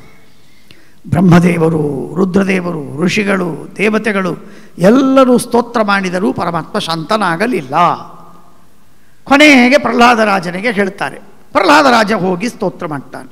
ಪ್ರಹ್ಲಾದರಾಜ ಹತ್ತಿರ ಹೋದ ತಕ್ಷಣಕ್ಕೆ ಅವನ ತಲೆಯ ಮೇಲೆ ಪರಮಾತ್ಮ ತನ್ನ ಅಮೃತಹಸ್ತಗಳನ್ನು ಇಟ್ಟ. ಏನು ಅನುಗ್ರಹ, ಏನು ಕರುಣೆ ಪರಮಾತ್ಮನಿಗೆ, ಅಪಾರವಾದ ಕರುಣೆ. ಭಗವಂತನಿಗೆ ಅಂತಹ ಕರುಣೆಯನ್ನು ಮಾಡುವುದಕ್ಕೆ ಬ್ರಹ್ಮಾದಯ ಸುರಗಣ ಮುನಯೋಥ ಸಿದ್ಧಾ ಸತ್ವೈಕತಾನಮತಯೋ ವಚಸಾಂ ಪ್ರವಾಹೈ ನಾಂತಂ ಪರಸ್ಯ ಪರತೋಪ್ಯಧುನಾಪಿ ಯಂತಿ ಕಿಂತೋಷ್ಟುಮರ್ಹತಿ ಸಮೇ ಹರಿರುಗ್ರಜಾತೆ. ಬ್ರಹ್ಮಾದಿ ದೇವತೆಗಳು ಪರಮಾತ್ಮನನ್ನು ಸ್ತೋತ್ರ ಮಾಡ್ತಾ ಮಾಡ್ತಾ ಮಾಡ್ತಾ ಅನಂತ ಕಾಲದವರೆಗೆ ಸ್ತೋತ್ರ ಮಾಡಿದರೂ ಕೂಡ ಭಗವಂತನ ಗುಣಗಾನ ಮಾಡಿ ಮುಗಿಸಲು ಸಾಧ್ಯವಿಲ್ಲ. ಅಂಥದ್ದನ್ನು ನಾನು ಅತ್ಯಲ್ಪ ಕ್ಷುದ್ರ ಅಸುರ ಜಾತಿಯಲ್ಲಿ ಹುಟ್ಟಿದವ ನಾನೇನು ಪರಮಾತ್ಮನನ್ನು ಸ್ತೋತ್ರ ಮಾಡ್ತೇನೆ ಎಂಬುದಾಗಿ ಅವನು ತನ್ನನ್ನು ತಾನು ತನ್ನ ನೀಚತ್ವಾನುಸಂಧಾನ ವಸ್ತುಸ್ಥಿತ್ಯ ಪರಮಾತ್ಮನ ಮುಂದೆ ತಾನು ಏನೂ ಅಲ್ಲ ಅನ್ನುವುದಾಗಿ ತನ್ನನ್ನು ಹೇಳಿಕೊಂಡು ನಾವು ಸಾಮಾನ್ಯವಾಗಿ ಪರಮಾತ್ಮನನ್ನು ಸ್ತೋತ್ರ ಮಾಡುವಾಗ ಪ್ರವಚನ ಹೇಳುವಾಗ ನಾನು ಮಹಾಜ್ಞಾನಿ, ಬಹಳ ತಿಳಿದಿದ್ದೇನೆ, ದೇವರನ್ನು ಚೆನ್ನಾಗಿ ಬಲ್ಲವ ನಾನು, ಆದ್ದರಿಂದ ದೇವರನ್ನು ನಾನು ಒಲಿಸಿಕೊಳ್ಳಬಲ್ಲೆ, ಇವೆಲ್ಲ ನಮ್ಮಲ್ಲಿ ಭ್ರಮಗಳಿರ್ತದೆ. ಭಗವಂತನ ಮಹಿಮೆಯ ಮುಂದೆ ಅದು ಅನಂತ ಅನಂತ ಅನಂತ ಅನಂತ. ಅದನ್ನು ಏನು ಮಾಡಿದರೂ ಕೂಡ ನಾವು ಯಾರೂ ಹೇಳುವುದಕ್ಕೆ ಸಾಧ್ಯವಿಲ್ಲ ಅನ್ನುವ ಭಾವ ನಮಗೆ ಅತಿ ಸ್ಪಷ್ಟವಾಗಿ ಮನಸ್ಸಿನಲ್ಲಿರಬೇಕು. ಅಂದರೆ ಮಾತ್ರ ನಮ್ಮ ಉದ್ಧಾರ. ಮನ್ನೇಧನಾಭಿಜನರೂಪ ತಪಶ್ರುತೌಜಸ್ತೇಜ ಪ್ರಭಾವ ಬಲಪೌರುಷ ಬುದ್ಧಿಯೋಗಾ ನಾರಾಧನಾಯ ಹಿ ಭವಂತಿ ಪರಸ್ಯ ಪುಂಸಃ ಭಕ್ತ್ಯಾ ತುತೋಷ ಭಗವನ್ನನುಯೂತಪಾಯ. ಪರಮಾತ್ಮ ನಾವು ಬ್ರಾಹ್ಮಣರು ಸಂಪತ್ತಿದೆಯೋ, ರೂಪವು ತಪಸ್ಸು ಶ್ರವಣ ಮಾಡಿದ್ದೇವೋ ಇಲ್ಲವೋ, ನಮ್ಮ ಪ್ರಭಾವ ನಮ್ಮ ಅಧಿಕಾರ ಇವುಗಳನ್ನು ನೋಡಿ ಪರಮಾತ್ಮ ಎಂದೆಂದಿಗೂ ಮೆಚ್ಚುವುದಿಲ್ಲ. ಯಾವ ಈ ವಿಧವಾದ ವ್ಯರ್ಥವಾದ ಪದಾರ್ಥಗಳಿಂದ ಭಗವಂತನಿಗೆ ಮೆಚ್ಚುಗೆ ಆಗುವುದಿಲ್ಲ. ಪರಮಾತ್ಮನಿಗೆ ಮೆಚ್ಚುಗೆ ಆಗುವುದು ಕೇವಲ ಕೇವಲ ಭಕ್ತಿಯಿಂದ. ಇದು ಭಾಗವತದ ಅತಿ ಮುಖ್ಯವಾದ ಥೀಮ್. ಸರ್ವವನ್ನೂ ಮಾಡುವವನು ಭಗವಂತ, ಅವನನ್ನು ಮೆಚ್ಚಿಸುವುದಕ್ಕೆ ಭಕ್ತಿ ಒಂದೇ ಸಾಧನ. ಇಷ್ಟನ್ನು ತಿಳಿದರೆ ಇದು ಭಾಗವತದ ಸಮಗ್ರವಾದ ಸಾರ. ಎಂಥ ಅದ್ಭುತವಾದಂಥದ್ದು. ಸಾಧನೆ ಮಾಡುವ ಮನಸ್ಸಿದ್ದವರಿಗೆ ತುಂಬ ಸುಲಭವಾದ ಉಪಾಯವನ್ನು ಕೊಟ್ಟಂತೆ. ಎಲ್ಲ ವಿಧವಾದ ಸಾಧನೆಗಳಿಗಿಂತ ನಾರಾಧನಾಯ ಹಿ ಭವಂತಿ ಪರಸ್ಯ ಪುಂಸಃ ಭಕ್ತ್ಯಾ ತುತೋಷ ಭಗವಾನ್ ನನು ಯೂಥಪಾಯ. ಒಬ್ಬ ಬ್ರಾಹ್ಮಣ ಇದ್ದಾನೆ, ಅವನಲ್ಲಿ ಇರಬೇಕಾಗಿರುವಂತಹ ಎಲ್ಲ ಗುಣಗಳಿವೆ, 12 ಗುಣಗಳು. ಆದರೆ ಒಂದು ಮಾತ್ರ ಇಲ್ಲ, ಭಕ್ತಿ. ತಪಸ್ಸಿದೆ, ವಿದ್ಯೆ ಇದೆ, ವಿನಯವಿದೆ, ಸಾಧನೆ ಇದೆ, ಯಮನಿಯಮಗಳಿವೆ, ಎಲ್ಲ ಸಾಧನೆಗಳೂ ಇವೆ. ಆ ಎಲ್ಲ ಸಾಧನೆಗಳಿದ್ದರೂ ಕೂಡ ಭಕ್ತಿ ಇಲ್ಲದಂತಹ ಬ್ರಾಹ್ಮಣ ಅವನು ನೀಚ. ಯಾರಿಗಿಂತ? ಈ ಯಾವ ಗುಣವಿಲ್ಲದ ಆದರೆ ಕೇವಲ ಭಕ್ತಿ ಇರುವ ಚಂಡಾಲನಿಗಿಂತ ನೀಚ. ವಿಪ್ರಾದ್ವಿಷಡ್ಗುಣಯುತಾದರವಿಂದಪನಾಭ ಪಾದಾರವಿಂದ ವಿಮುಖಾತ್ ಶ್ವಪಚಂ ವರಿಷ್ಠಂ ಮನ್ಯೇ ತದರ್ಪಿತ ಮನೋವಚನಾತ್ಮಗೇಹ ಪ್ರಾಣಃ ಪುನಾತಿ ಸಕಲಂ ನತು ಭೂರಿಮಾನಃ. ಪರಮಾತ್ಮನಿಗೆ ತನ್ನ ದೇಹವನ್ನು, ಮನೆಯನ್ನು, ಇಂದ್ರಿಯಗಳನ್ನು, ಮಾತು, ಮನಸ್ಸನ್ನು, ಪ್ರಾಣವನ್ನು ಸಮರ್ಪಣೆ ಮಾಡಿದ ಯಾವ ಸಜ್ಜನನೋ ಅವನೂ ಉತ್ತಮನೇ ಹೊರತು ಭಗವಂತನ ಭಕ್ತಿಯನ್ನು ಮಾಡದಿರುವಂತಹ ವ್ಯಕ್ತಿ ಉತ್ತಮನಾದವನಲ್ಲ.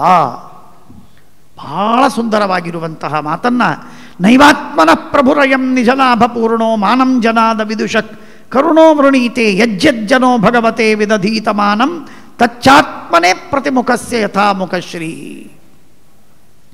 ನೈವಾತ್ಮನಃ ಪ್ರಭುರಯಂ ನಿಜಲಾಭ ಪೂರ್ಣ. ಭಗವಂತನಿಗೆ ನಾವು ನೈವೇದ್ಯವನ್ನು ಸಮರ್ಪಿಸ್ತೇವೆ, ಪರಮಾತ್ಮ ಸ್ವೀಕಾರ ಮಾಡ್ತಾನೋ ಇಲ್ವೋ? ಪರಮಾತ್ಮನಿಗೇನು ಹಸಿವಾಗಿಲ್ಲ, ಪರಮಾತ್ಮನಿಗೆ ಹೊಟ್ಟೆ ಇಲ್ಲ ಅಂತ ಪರಮಾತ್ಮ ನೀವು ಮಾಡಿದ ಅಡಿಗೆಯನ್ನು, ಭಕ್ಷ್ಯವನ್ನು ಕೈ ಹಾಕಿ ತಿಂದು ಪರಮಾತ್ಮ ಹೊಟ್ಟೆ ತುಂಬಿಕೋಬೇಕು ಅಂತ ಅವನಿಗೇನೂ ಇಲ್ಲ. ಆತ್ಮಲಾಭ ಪೂರ್ಣ, ತನ್ನ ಸ್ವರೂಪ ಲಾಭ ಅವನಿಗಿದೆ, ಪರಿಪೂರ್ಣನಾಗಿದ್ದಾನೆ ಪರಮಾತ್ಮ. ಹಣವೂ ಬೇಕಾಗಿಲ್ಲ, ಆಹಾರವೂ ಬೇಕಾಗಿಲ್ಲ, ಬಟ್ಟೆ ಬೇಕಾಗಿಲ್ಲ, ಮಂದಿರ ಬೇಕಾಗಿಲ್ಲ, ಬಂಗಾರ ಬೇಕಾಗಿಲ್ಲ, ಏನೂ ಬೇಕಾಗಿಲ್ಲ ಭಗವಂತನಿಗೆ. ಹಾಗಾದರೆ ನಾವು ಕೊಟ್ಟದ್ದನ್ನು ಸ್ವೀಕಾರ ಮಾಡುವುದು ಯಾವಾಗ? ನಾನು ತಂದಿದ್ದೇನೆ, ಭಾಳ ಉತ್ತಮವಾದ ಅಕ್ಕಿ, ಇದು ಭಾರಿ ಶ್ರೇಷ್ಠವಾದ ಕ್ವಾಲಿಟಿಯ ಅಕ್ಕಿ, ಅದನ್ನು ತಂದು ನಾನು ಅಡಿಗೆ ಮಾಡಿದ್ದೇನೆ ಅಂತಂದರೆ ಮೊದಲು ಮುಟ್ಟುವುದಿಲ್ಲ ಪರಮಾತ್ಮ.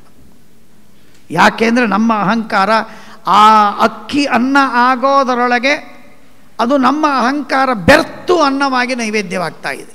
ಪರಮಾತ್ಮ ಮುಟ್ಟೋದೇ ಇಲ್ಲ, ಕಣ್ಣಿನ ನೋಡೋದೇ ಇಲ್ಲ ಅದು. ಮಾನಂ ಜನಾದ್ ಅವಿದುಷಃ ಕರುಣೋ ವೃಣೀತೆ ಯದ್ಯಜ್ಜನೋ ಭಗವತೆ ವಿದಧೀತ್. ಇದನ್ನು ಬಹಳ ಸುಂದರವಾಗಿ ವ್ಯಾಖ್ಯಾನವನ್ನು ಮಾಡ್ತಾರೆ, ವಿಸ್ತಾರವಾಗಿರುವಂಥದ್ದು. ಹಾಗಾಗಿ ಭಗವಂತನ ಅಧೀನವಾದದ್ದಿದು ಎಂದಾಗಿ ತಿಳಿಯ ತನಕ ಹಣ್ಣೋ ಅನ್ನವೋ ವಸ್ತುವೋ ಏನೇ ಪರಮಾತ್ಮನಿಗೆ ಸಮರ್ಪಿಸುವ ಪದಾರ್ಥವನ್ನು ಭಗವಂತನ ಅಧೀನವಾಗಿದೆ ಎಂದಾಗಿ ಸಮರ್ಪಿಸದಿದ್ದರೆ ಪರಮಾತ್ಮ ಸ್ವೀಕಾರ ಮಾಡುವುದಿಲ್ಲ. ಇದಕ್ಕೆ ವಿಪರೀತವಾಗಿ ಪರಮಾತ್ಮ ಹೇಳಿದ್ದುಂಟು, ಪತ್ರಂ ಪುಷ್ಪಂ ಫಲಂ ಸೋಯಂ ಯೋಮೇ ಭಕ್ತ್ಯಾ ಪ್ರಯಚ್ಛತಿ. ಇದನ್ನು ನಾವು ಚಿಂತನೆ ಮಾಡಬೇಕು ಸ್ವಾಮಿ, ಚಿಂತನೆ ಮಾಡಬೇಕು. ನಾವು ವಿಧಿಯನ್ನು ಪರಿಪಾಲನೆ ಮಾಡುವುದಕ್ಕಿಂತ ಭಕ್ತಿಯನ್ನು ಹೆಚ್ಚು ಪರಿಪಾಲನೆ ಮಾಡುವುದು ನಮ್ಮ ರೂಢಿಯಾಗಬೇಕು. ದೇವರ ಮೇಲೆ, ತಲೆಯ ಮೇಲೆ ನಾವು ಅಭಿಷೇಕ ಮಾಡ್ತೇವೆ, ಶಂಖದಿಂದ ಶಾಲಿಗ್ರಾಮಕ್ಕೆ ಅಭಿಷೇಕ ಮಾಡ್ತೇವೆ. ದೇವರ ನಮ್ಮ ಚಿತ್ತ ಎಲ್ಲೋ ತಿರುಗುತ್ತೆ. ದೇವರಿಗೆ ನೈವೇದ್ಯವನ್ನು ಮಾಡ್ತೇವೆ, ಭಗವಂತನ ನಮ್ಮ ಮನಸ್ಸಿನಲ್ಲಿ ಚಿಂತನ ಬರುವುದಿಲ್ಲ. ನೈವಾತ್ಮನಃ ಪ್ರಭುರಯಂ ನಿಜಲಾಭಪೂರ್ಣ ನ ವೃಣೀತೆ, ಸ್ವೀಕಾರವನ್ನೇ ಮಾಡುವುದಿಲ್ಲ ಪರಮಾತ್ಮ. ಅಂತೇನೆ ನೈವೇದ್ಯಕ್ಕೆ ಒಂದು ವಿಶಿಷ್ಟವಾದ ಸಂಪ್ರದಾಯ ಬಂತು.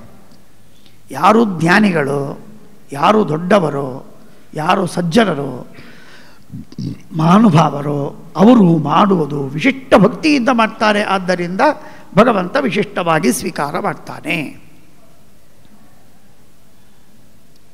ಹಾಗಾಗಿ ಆ ಮಾತನ್ನು ಹೇಳಿ, ತದ್ಯಚ್ಛ ಮನ್ಯು ಮಸುರಶ್ಚ ಹತಸ್ತ್ವಯಾದ್ಯ.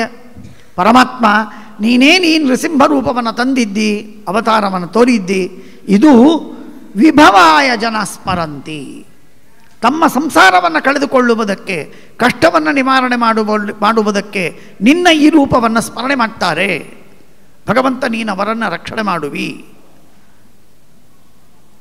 ನರಸಿಂಹ ರೂಪ ಅಂತಂದರೆ ಸಕಲ ವಿಧವಾದ ಕಷ್ಟಗಳನ್ನು ಪರಿಹಾರ ಮಾಡುವಂಥದ್ದು.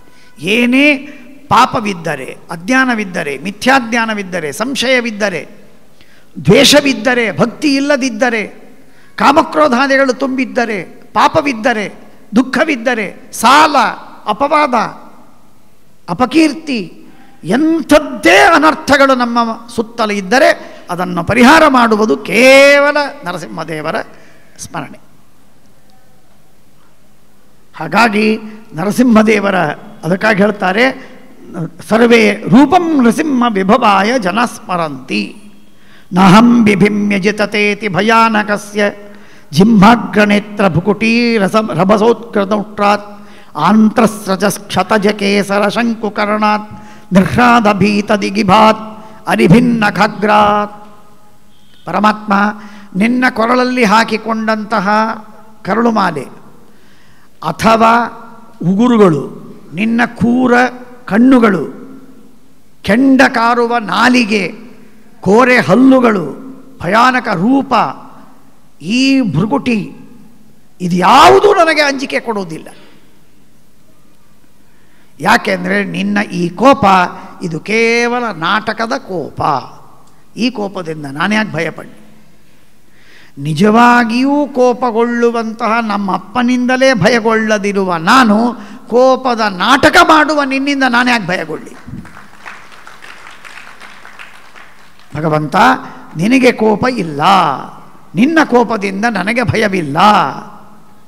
ನೀನು ಶಾಂತ ಮೂರ್ತಿ, ಕೇವಲ ದುಷ್ಟರ ಸಂಹಾರ ಮಾಡುವುದಕ್ಕಾಗಿದ್ದಿ ಅನ್ನೋದಕ್ಕೇನೆ ನಮ್ಮ ದಾಸರಾಯರು ನರಸಿಂಹದೇವರನ್ನು ವರ್ಣನೆ ಮಾಡುವಾಗ ನಸು ನಗೆಯಲ್ಲಿ ಒಪ್ಪುವ ನರಸಿಂಹಗೆ ಮಂಗಲಂ ಅಂತಾರೆ. ನಸು ನಗೆಯಲ್ಲಿ ಒಪ್ಪುವ ನರಸಿಂಹಗೆ. ಕೆಲವರು ನಕ್ರೆ ಅಸಹ್ಯ ಕಾಣಿಸ್ತದೆ, ಆದರೆ ನರಸಿಂಹದೇವರು ನಕ್ಕರೆ ಒಪ್ತಾನಂತೆ. ಆ ಭಗವಂತನ ಮಂದಹಾಸ, ಯದ್ಯಪಿ ಸಿಂಹರೂಪ, ಸಿಂಹಮುಖ, ಆದರೂ ಭಗವಂತ ನಕ್ಕರೆ ಒಪ್ಪುವಂತಹ ನಗೆಯಾಗತ್ತೆ. ಅದು ಪರಮ ಕಲ್ಯಾಣವನ್ನು ಬೀರುವಂಥದ್ದು ನಮಗೆ. ಆದ್ದರಿಂದ ಭಗವಂತನನ್ನು ನಗುಮುಖನಾದ ನರಸಿಂಹನನ್ನು ಸ್ಮರಣೆ ಮಾಡ್ತಾರೆ ದಾಸರು. ಹಾಗೆ ಆದ್ದರಿಂದ ನಾನು ನಿನಗೆ ಭಯಗೊಳ್ಳುವುದಿಲ್ಲ. ಹಾಗಾದರೆ ನಿನಗೆ ಯಾವುದರಿಂದ ಭಯ? ನನಗೆ ಯಾವುದರಿಂದ ಭಯ ಹೇಳ? ನನಗೆ ಭಯವಿದ್ದದ್ದು ತ್ರಸ್ತೋಸ್ಮ್ಯಹಂ ಕೃಪಣವತ್ಸಲ ದುಸ್ಸಹೋಗ್ರ ಸಂಸಾರ ಚಕ್ರ ಕದನಾತ್ ಕೃಷತಾಂ ಪ್ರಣೀತ. ಸಂಸಾರದಲ್ಲಿ ಬರುವಂತಹ ಏನು ಕಾಮಕ್ರೋಧಗಳಿವೆ, ಪಾಪದ ಪ್ರೇರಣೆ ಇದೆ, ಮಿಥ್ಯಾಜ್ಞಾನವಿದೆ, ಅಜ್ಞಾನವಿದೆ, ದೇವರ ಬಗ್ಗೆ ಅವಿಶ್ವಾಸವಿದೆ, ಅಪನಂಬಿಕೆ ಇದೆ, ದ್ವೇಷವಿದೆ, ಪರಮಾತ್ಮನ ಬಗ್ಗೆ ತಾತ್ಸಾರ, ಕೆಲವೊಮ್ಮೆ ಉದಾಸೀನತೆ, ಈ ಎಲ್ಲ ಅವಸ್ಥೆಗಳೇನಿವೆಯೋ ಈ ಅವಸ್ಥೆ ನನ್ನ ಜರ್ಜರಿತವನನ್ನಾಗಿ ಮಾಡಿ ನರಕಕ್ಕೋ ಅಂಧಂತಮಸ್ಸಿಗೋ ಕಳುಹಿಸುವುದು ಸಾಧ್ಯವಿದೆ. ಆ ಚಕ್ರದಿಂದ ಹೊರಗೆ ಬರುವುದು ನನಗೆ ಬೇಕಾಗಿದೆ. ಅಷ್ಟೇ ಸಾಕು, ಇನ್ನೇನು ನನಗೆ ಬೇಕಾಗಿಲ್ಲ. ನಾನು ಭಯಪಡ್ತಾ ಇದ್ದದ್ದು ಆ ವಿಧವಾದ ಅವಸ್ಥೆಗಳಿಗೆ, ನನ್ನ ದೋಷಗಳಿಗೆ, ನನ್ನ ಪಾಪಗಳಿಗೆ, ನನ್ನಲ್ಲಿರುವ ನ್ಯೂನತೆಗಳಿಗೆ. ಆ ವಿಧವಾದ ಪಾಪಗಳಿಂದ ನನ್ನನ್ನು ಮುಕ್ತನನ್ನು ಮಾಡು. ತ್ರಸ್ತೋಸ್ಮ್ಯಹಂ ಕೃಪಣವತ್ಸಲ ದುಸ್ಸಹೋಗ್ರ ಸಂಸಾರ ಚಕ್ರಕಥನಾತ್ ಕೃಷತಾಂ ಪ್ರಣೀತಃ ಬದ್ಧ ಸ್ವಕರ್ಮಭಿ. ಇದಕ್ಕೆ ನೀನು ಸರ್ವಥಾ ಹೊಣೆಗಾರರಲ್ಲ. ನನ್ನ ಕರ್ಮದಿಂದ ನಾನು ಬದ್ಧನಾಗಿದ್ದೇನೆ, ನನ್ನ ಕರ್ಮದಿಂದ ನಾನು ಬದ್ಧನಾಗಿದ್ದೇನೆ. ಬದ್ಧ ಸ್ವಕರ್ಮಭಿ ಉಷತ್ತಮತಿಂಘ್ರಿ ಮೂಲಂ. ನಿನ್ನ ಪಾದಗಳಿಗೆ ನಾನು ಎರಗಿದ್ದೇನೆ. ನನಗೆ ಪೂರ್ಣ ಭರವಸೆ ಇದೆ. ನಿನ್ನಲ್ಲಿ ಭಕ್ತಿಯನ್ನು ಮಾಡಿದಂತಹ ಸಕಲ ಸಜ್ಜನರ ಉದ್ಧಾರ ಮಾಡಿದ್ದಿ, ನನ್ನನ್ನು ನೀನು ಉದ್ಧಾರ ಮಾಡುವಿ ಅನ್ನುವುದಾಗಿ ನನಗೆ 100ಕ್ಕೆ 100ರಷ್ಟು ಭರವಸೆ ಇದೆ.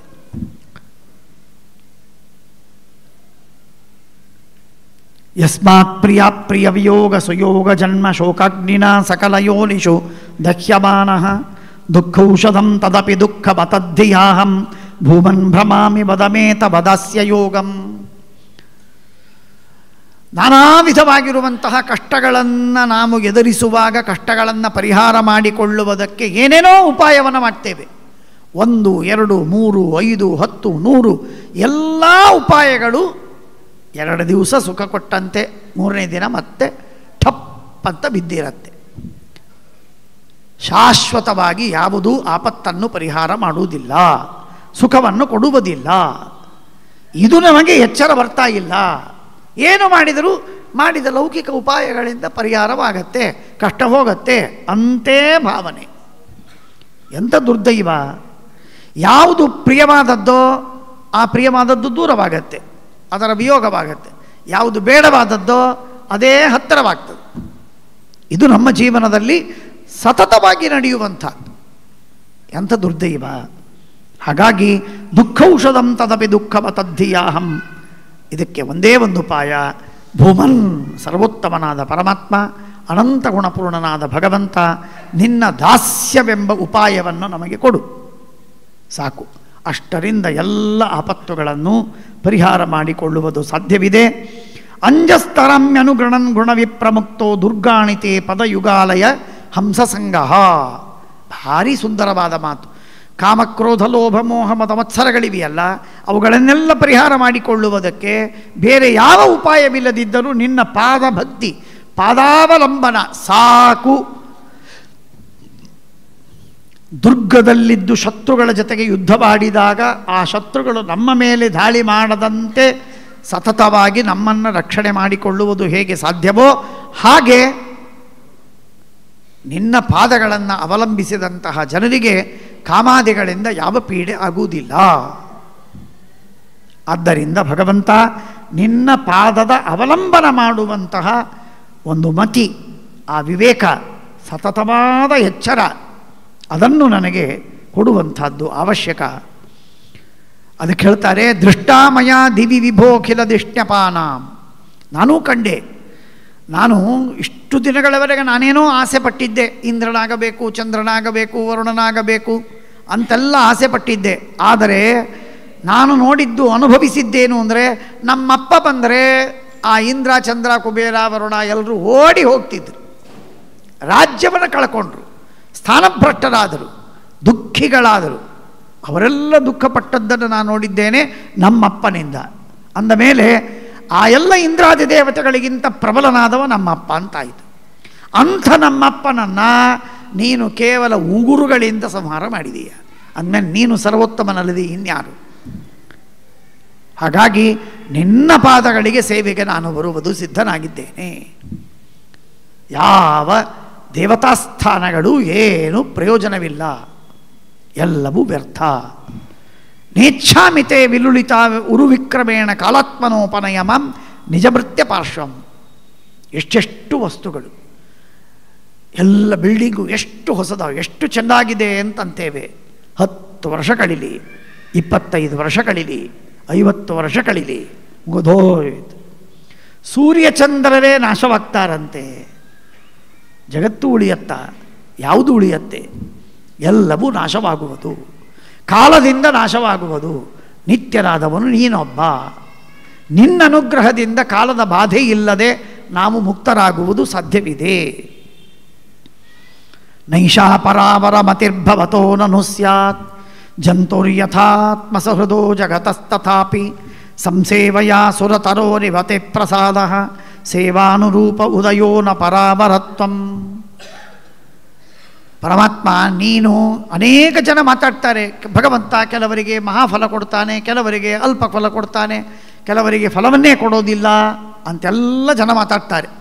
ನಾನು ಯಾವುದನ್ನು ನಂಬಿಲ್ಲ. ನಂಗೆ ಗೊತ್ತು, ನಿನ್ನ ಸೇವೆಯನ್ನು ಅವರು ಚೆನ್ನಾಗಿ ಮಾಡುವುದಿಲ್ಲ, ಮನಸ್ಸು ಕೊಡುವುದಿಲ್ಲ, ಭಕ್ತಿಯನ್ನು ಸಮರ್ಪಿಸುವುದಿಲ್ಲ, ಕೇವಲ ಅಹಂಕಾರದಲ್ಲಿರ್ತಾರೆ, ತೋರಿಕೆಗೆ ಮಾಡ್ತಾರೆ, ದಂಭಾಚಾರಕ್ಕಿಲ್ಲ ಇರ್ತದೆ, ಅವರಿಗೆ ಒಳಗಿರುವಂತಹ ಅಂತಃಕರಣ ಶುದ್ಧವಿಲ್ಲ, ಆದ್ದರಿಂದ ಸಾಧನೆ ಆಗಿಲ್ಲ, ಅದಕ್ಕಾಗಿ ನೀನು ಅನುಗ್ರಹ ಮಾಡಿಲ್ಲ.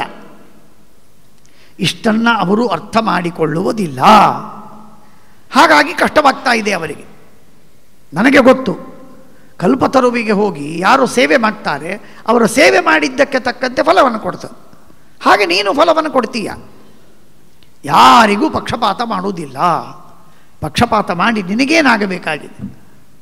ಆದ್ದರಿಂದ ಸಂಸೇವಯ ಸುರತರೋರಿವತೆ ಪ್ರಸಾದ ಸೇವಾನುರೂಪ ಉದಯ. ಉದಯ ಎಂದರೆ ಫಲಪ್ರಾಪ್ತಿ. ಸೇವೆಗೆ ಅನುಗುಣವಾಗಿ ಎಷ್ಟು ಸೇವೆ ಮಾಡ್ತೇವೆ ಅದರಲ್ಲಿ ಭಕ್ತಿ ಪ್ರಧಾನವಾದಂಥದ್ದು. ಆ ಭಕ್ತಿ ಹಾಗೂ ಅದಕ್ಕೆ ತಕ್ಕಂತೆ ಇರುವಂತಹ ಎಲ್ಲ ವಿಧಿವಿಧಾನಗಳು ಅವುಗಳನ್ನು ಅವಲಂಬಿಸಿದಾಗ, ಅನುಷ್ಠಾನ ಮಾಡಿದಾಗ ಫಲಪ್ರಾಪ್ತಿ ಆಗದೇ ಇರೋದು ಸಾಧ್ಯವೇ ಇಲ್ಲ. ಹಾಗಾಗಿ ಆ ಭರವಸೆಯಿಂದ ನಿನ್ನ ಪಾದಗಳಿಗೆ ನಾನು ಬರ್ತೇನೆ, ಸೇವೆಯನ್ನು ಮಾಡ್ತೇನೆ, ನನ್ನ ಉದ್ಧಾರವನ್ನು ಮಾಡು. ಅಷ್ಟೇ ಅಲ್ಲ, ಪರಮಾತ್ಮ ನಿನ್ನಲ್ಲಿ ನನಗೆ ಏನಾದರೂ ಒಂದು ತೃಣಮಾತ್ರ ಪರಮಾಣುವಷ್ಟಾದರೂ ಭಕ್ತಿ ಬಂದಿದೆ ಅಂತಂದರೆ ಅದಕ್ಕೆ ಕಾರಣವಾದದ್ದು ನಾರದರು. ನಾರದರು ನನ್ನಂತಹ ಒಬ್ಬ ದೈತ್ಯನ ಮಗನನ್ನು ತನ್ನ ಶಿಷ್ಯನನ್ನಾಗಿ ಸ್ವೀಕರಿಸಿ ನನಗೆ ಪ್ರೀತಿಯಿಂದ ಉಪದೇಶ ಮಾಡಿದ್ರಲ್ಲ, ಅದರಿಂದ ನನಗೆ ಭಕ್ತಿ ಬಂದಿದೆ. ಪುನಶ್ಚ ನಾವು ಈ ಮಾತನ್ನು ತಿಳಿಬೇಕು. ಇವತ್ತು ನಾವು ಸನ್ಮಾರ್ಗದಲ್ಲಿದ್ದೇವೆ ಅಂದರೆ, ನಾನು ಅನೇಕ ಬಾರಿ ಹೇಳ್ತೇನೆ, ಅನೇಕ ಸಲ ಹೇಳಿದ್ದೇನೆ, ಇನ್ನೂ 1000 ಸಲ ಹೇಳ್ತೇನೆ, ಗುರುಗಳ ಉಪಕಾರ ಎಂದರೆ ಮತ್ತೊಂದಲ್ಲ, ಬ್ರಹ್ಮಜ್ಞಾನ, ವಿಷ್ಣುವಿನಲ್ಲಿ ಭಕ್ತಿ. ಪರಮಾತ್ಮನ ಜ್ಞಾನ ಭಕ್ತಿಗಳನ್ನು ಸಂಪಾದನೆ ಮಾಡುವುದಕ್ಕೆ ಗುರುಗಳು ಅಸಾಧಾರಣ ಕಾರಣ. ಅವರ ಅನುಗ್ರಹ ಹಾಗೂ ಅವರ ಉಪದೇಶ. ನನ್ನ ಮದುವೆ ಆಯಿತು, ನಾನು ಸೆಟ್ಲ್ ಆದೆ, ನನಗೆ ಸಂಪಾದನೆ ಚೆನ್ನಾಗಾಯಿತು, ನನಗೆ ರೋಗ ನಿವಾರಣೆ ಆಯಿತು, ಸಾಯೋನಿದ್ದೆ ಬದುಕಿಬಿಟ್ಟೆ, ಸಂತಾನ ಇರಲಿಲ್ಲ, ಸಂತಾನವಾಯಿತು, ಎಲ್ಲವೂ ಸರಿಯೇ, ಎಲ್ಲವೂ ಸರಿಯೇ, ಎಲ್ಲವೂ ಗುರುಗಳಿಂದ ಅನುಗ್ರಹದಿಂದಲೇ, ಅದರಲ್ಲಿ ವಿವಾದವೇ ಇಲ್ಲ. ಆದರೆ ಇದೆಲ್ಲ ಫಲಗಳು ಕೂಡ ಒಂದು ಜನ್ಮಕ್ಕೆ ಸಂಬಂಧಪಟ್ಟ ಫಲ. ನನಗೆ ಮಕ್ಕಳಿರಲಿಲ್ಲ, ಮಕ್ಕಳಾದರೂ ಅನಂತ ಜನ್ಮಕ್ಕೆ ಸಂಬಂಧವ? ರೋಗವಾಗಿತ್ತು, ಪರಿಹಾರವಾಯಿತು, ಅನಂತ ಜನ್ಮಕ್ಕೆ ಸಂಬಂಧವ? ಏನು ಬೇಕಾಗಿದೆ? ಯಾವುದು ಅನಂತ ಜನ್ಮಗಳಿಗೆ ಸಂಬಂಧಪಟ್ಟದ್ದು? ನನ್ನ ಭಕ್ತಿ ಜ್ಞಾನಗಳನ್ನು ಬಿಟ್ಟು ಇನ್ಯಾವುದೂ ಸಂಬಂಧವಿಲ್ಲ. ಆ ಭಕ್ತಿ ಜ್ಞಾನ, ಯಾವ ಭಕ್ತಿ ಜ್ಞಾನವನ್ನು ಮಾಡಿದ್ದಕ್ಕೆ ನಾನು ಅನಂತಕಾಲೀನ ಮೋಕ್ಷವನ್ನು ಅನುಭವಿಸುವುದು ಸಾಧ್ಯವಾಗಿದೆ, ಅಂಥ ಅನಂತಕಾಲೀನ ಮುಕ್ತಿಗೆ ಸಾಧನವಾದ ಭಕ್ತಿ ಜ್ಞಾನಗಳನ್ನು ಉಪದೇಶಿಸಿ ಅನುಗ್ರಹಿಸಿ ಕೊಟ್ಟ ಕೊಟ್ಟ ಗುರುಗಳ ಉಪಕಾರ ಬಹಳ ದೊಡ್ಡದು. ಅದಕ್ಕೆ ಆಚಾರ್ಯರು ಪ್ರಹ್ಲಾದರಾಜ ಹೇಳ್ತಾನೆ, ಏವಂ ಜನಂ ನಿಪತಿತಂ ಪ್ರಭವಾಹಿ ಕೂಪೆ ಕಾಮಾಭಿಕಾಮ ಮನುಯ ಪ್ರಪತನ್ ಪ್ರಸಂಗಾತ್ ಕೃತ್ವ ಆತ್ಮಸಾತ್ ಸುರರ್ಷಿಣ. ಸುರರ್ಷಿ ನಾರದರು ಆತ್ಮಸಾತ್ ಕೃತ್ವ ನನ್ನನ್ನು ತನ್ನ ಅಧೀನನನ್ನಾಗಿ ಸ್ವೀಕಾರ ಮಾಡಿ, ತನ್ನವ ಅಂತ ನನ್ನನ್ನು ಸ್ವೀಕಾರ ಮಾಡಿ ಮತ್ತೆ ಅನುಗ್ರಹ ಮಾಡಿದರು. ಆದ್ದರಿಂದ ನೀನು ನನ್ನನ್ನು ಒಪ್ಪಿಕೊಂಡಿದ್ದಿ. ನಾರದರು ಅನುಗ್ರಹ ಮಾಡದಿದ್ದರೆ ನಾನು ಜ್ಞಾನಭಕ್ತಿ ಉಳ್ಳವನಾಗ್ತಿರಲಿಲ್ಲ. ಜ್ಞಾನಭಕ್ತಿ ಇಲ್ಲದಿದ್ದರೆ ನೀನು ನನ್ನನ್ನು ಸ್ವೀಕಾರ ಮಾಡ್ತಿರಲಿಲ್ಲ. ನೀನು ನನ್ನನ್ನು ಸ್ವೀಕಾರ ಮಾಡುವುದಕ್ಕೆ ನನ್ನ ಗುರುಗಳಾದ ನಾರದರ ಕೃಪೆ ಮುಖ್ಯವಾದ. ಅಂಥ ಗುರುಗಳಾದ ನಾರದರನ್ನು ನಾನು ಹೇಗೆ ಬಿಡುವುದು ಸಾಧ್ಯ? ಆ ಗುರುಗಳ ಜನ್ಮ ಜನ್ಮಾಂತರಕ್ಕೂ ಅವರ ಸ್ಮರಣೆ ತಪ್ಪುವುದು ಸಾಧ್ಯವಿಲ್ಲ. ಸೋಹಂ ಕಥನ್ನು ವಿಸೃಜೆ ತವ ಭೃತ್ಯ ಸೇವಾ. ಆ ನಾರದರ ಸೇವೆಯನ್ನು ನಾನು ಎಂದೂ ಬಿಡುವುದು ಸಾಧ್ಯ, ಎಂದೂ ಸಾಧ್ಯವಿಲ್ಲ. ನಿರಂತರವಾಗಿ ಅವರ ಸೇವೆಯನ್ನು ಮಾಡ್ತೇನೆ. ಪರಮಾತ್ಮ, ನನ್ನ ಮನಸ್ಸು ನಿನ್ನಲ್ಲಿ ಆಸಕ್ತವಾಗುವುದಿಲ್ಲ. ಭಗವಂತನ ಕಥೆಯನ್ನು ಕೇಳಬೇಕು ಅಂದರೆ ಬೇಸರ ಬರುತ್ತೆ. 2 ಗಂಟೆ ಟಿ ವಿ ನೋಡ್ತಾನೆ, ಹಾಡು ಕೇಳ್ತಾನೆ, ಸಿನಿಮಾ ನೋಡ್ತಾನೆ, ಕಾಲ ಕಳೀತಾನೆ, ಹರಟೆ ಹೊಡಿತಾನೆ, ಗೆಳೆಯರ ಮನೆಗೆ ಹೋಗ್ತಾನೆ, ಏನೇನೋ ಮಾಡ್ತಾನೆ, ಎಲ್ಲ ಮಾಡ್ತಾನೆ. ದೇವರ ಕಥೆ ಬೇಡ ಅಂತಾಗ್ತದೆ, ಬೇಸರ ಬರ್ತದೆ. ಅದಕ್ಕೆ ಕಾರಣವನ್ನು ಹೇಳ್ತಾರೆ ಪ್ರಹ್ಲಾದರಾಜರು. ನೈತನ್ಮನಸ್ತವ ಕಥಾಸು ವಿಕುಂಠನಾಥ ಸಂಪ್ರೀಯತೆ. ವೈಕುಂಠಪ್ರದನಾದ ಪರಮಾತ್ಮ ಸ್ವಾಮಿ, ನನ್ನ ಮನಸ್ಸು ನಿನ್ನ ಮಹಾತ್ಮ್ಯದಲ್ಲಿ, ನಿನ್ನ ಗುಣಗಳಲ್ಲಿ, ನಿನ್ನ ಕಥೆಯಲ್ಲಿ ಆಸಕ್ತವಾಗುವುದಿಲ್ಲ, ಸಂತೋಷ ಪಡುವುದಿಲ್ಲ, ಪ್ರೀತಿ ಆಗೋದೇ ಇಲ್ಲ. ಯಾಕಾಗುವುದಿಲ್ಲ? ದುರಿತ ದುಷ್ಟಂ, ಘೋರ ಪಾಪವನ್ನು ಮಾಡಿದ್ದೇನೆ. ಒಂದು ಅಸಾಧು, ಆ ಪಾಪದಿಂದಾಗಿ ನನ್ನ ಮನಸ್ಸಿನಲ್ಲಿ ಕೇವಲ ದೋಷಗಳಿವೆ, ದುಷ್ಟವಾಗಿದೆ, ತೀವ್ರವಾಗಿದೆ. ಅದಕ್ಕೆ ಕಾಮಕ್ರೋಧಾದಿಗಳ ಉಲ್ಬಣವಾಗಿರುವಂತಹ ಭಯಾನಕವಾದಂತಹದ್ದಿದೆ. ಕಾಮಾತುರಂ ಹರ್ಷ ಶೋಕ ಭಯೇಷಣಾರ್ಥಂ ತಸ್ಮಿನ್ ಕಥಂ ತವ ಗತಿಂ ವಿಮೃಶಾಮಿ ದೀನಃ. ಇಂಥ ನನ್ನ ಕೆಟ್ಟ ಮನಸ್ಸಿನೊಳಗೆ ನಿನ್ನ ಸ್ಮರಣೆಯನ್ನು ಮಾಡುವುದು ಹೇಗೆ ಸಾಧ್ಯವಾದೀತು? ಆನಂದ ತೀರ್ಥರು ಹೇಳುತ್ತಾರೆ, ಮಲಿನಾನಿ ಮನಾಂಸಿ ಕುತಃ ಕರಣಂ. ಮಲಿನವಾದ ಮನಸ್ಸು, ಪಾಪಿಷ್ಠವಾದ ಮನಸ್ಸು, ಆ ಪಾಪವನ್ನು ತೊಳೆದು ಹಾಕುವ ತನಕ ಭಕ್ತಿ ಬರುವುದಿಲ್ಲ. ಅನೇಕರು ಈ ಮಾತನ್ನು ಕೇಳಿದ್ದುಂಟು. ಮುಂಬೈಯಲ್ಲಿರ್ಬೋದು, ಬೇರೆ ಕಡೆಗಿರ್ಬೋದು, ಭಕ್ತಿಯನ್ನು ಮಾಡಿ ಅಂತ ಹೇಳ್ತಾ ಇರುವಾಗ ಬಂದು ಅನೇಕ ಜನ ಪ್ರಾಮಾಣಿಕವಾಗಿ ನಮಗೆ ಭಕ್ತಿ ಬರುವುದಿಲ್ಲ, ಭಕ್ತಿ ಏನು ಮಾಡಬೇಕು, ಏನು ಮಾಡಬೇಕು ಭಕ್ತಿ ಅಂದರೆ? ಭಕ್ತಿ ಅಂದರೆ ಏನು, ಏನು ಮಾಡಿದರೆ ಭಕ್ತಿ, ಆ ಭಕ್ತಿ ಹೇಗೆ ಬಂದೀತು? ವಸ್ತುಗತ್ಯ ಹೇಳಬೇಕಾದರೆ ಭಗವಂತನೇ ಭಕ್ತಿಯನ್ನು ಕೊಡಬೇಕು. ಇದಕ್ಕೆ ಇನ್ನೊಂದು ಉಪಾಯ ಇಲ್ಲ, ಇಲ್ಲ, ಇಲ್ಲ. ಇದು ವಸ್ತುಸ್ಥಿತಿ. ಎಲ್ಲದಕ್ಕೂ ಭಗವಂತನೇ, ಆ ಮಾತು ಬೇರೆ.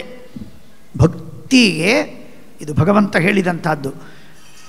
ಆಶ್ವಮೇಧಿಕ ಪರ್ವದಲ್ಲಿ ವೈಷ್ಣವ ಧರ್ಮ ಪರ್ವ ಅಂತ ಬರುತ್ತೆ. ಆ ವೈಷ್ಣವ ಧರ್ಮ ಪರ್ವದಲ್ಲಿ ಧರ್ಮರಾಜನಿಗೆ ಕೃಷ್ಣ ಪರಮಾತ್ಮ ಹೇಳ್ತಾನೆ,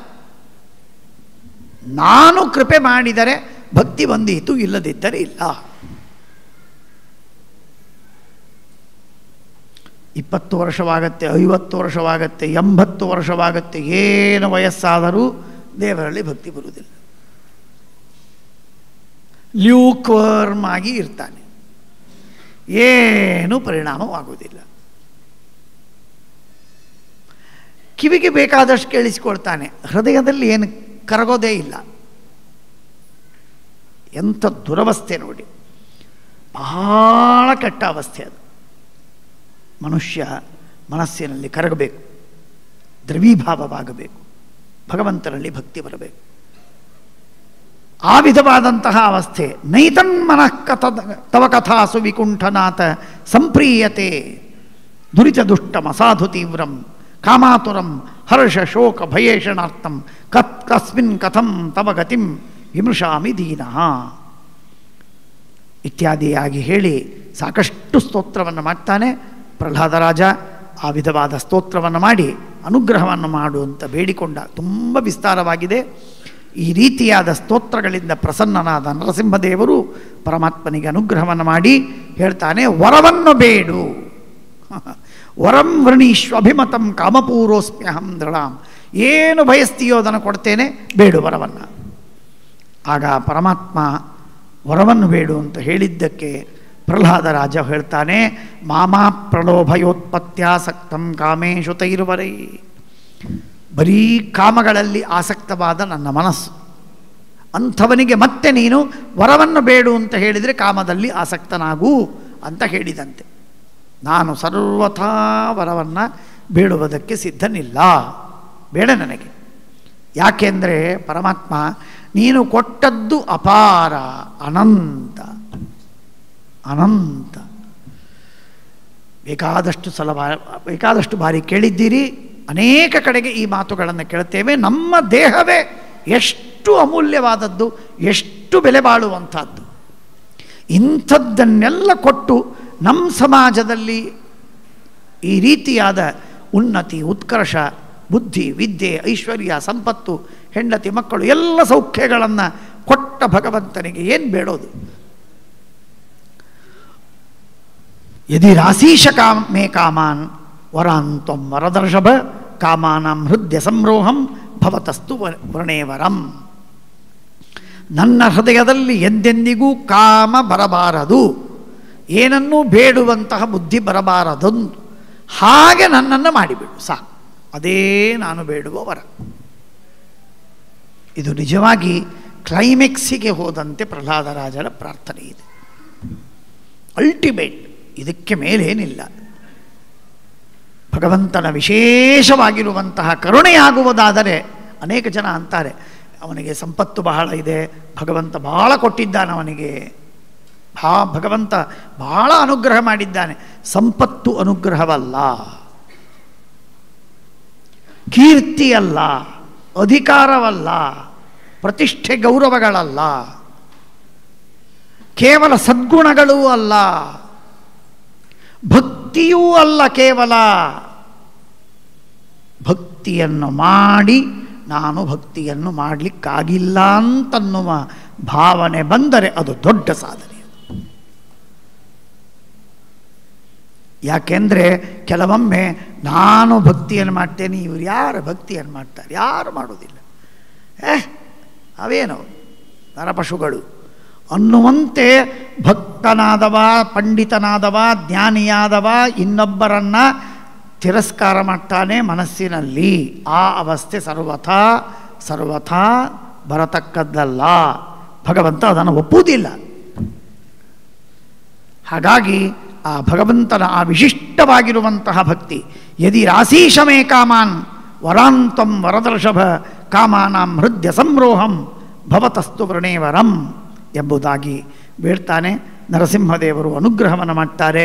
ವಿಶಿಷ್ಟವಾದಂತಹ ನರಸಿಂಹದೇವರ ಕೃಪೆಗೆ ಪಾತ್ರನಾಗಿ ಪ್ರಹ್ಲಾದರಾಜ ಬಹಳ ಉತ್ತಮ.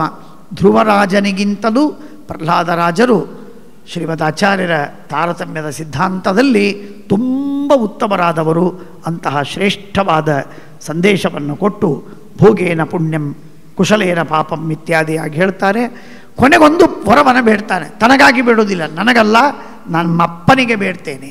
ನಮ್ಮಪ್ಪ ಅಖಂಡವಾಗಿ ನಿನ್ನ ದ್ವೇಷವನ್ನು ಮಾಡಿದ, ಆ ದ್ವೇಷದಿಂದ ಪಾಪ ಬಂದಿದೆ, ಆ ಪಾಪದಿಂದ ಮುಕ್ತನಾಗಲಿ. ಯಾರು? ಹಿರಣ್ಯಕಶಿಪು ಅಲ್ಲ, ಅವನಲ್ಲಿರುವ ಜಯನ ಪಾಪ ಪರಿಹಾರವಾಗಲಿ ಎಂದಾಗಿ ಬೇಡಿಕೊಂಡ.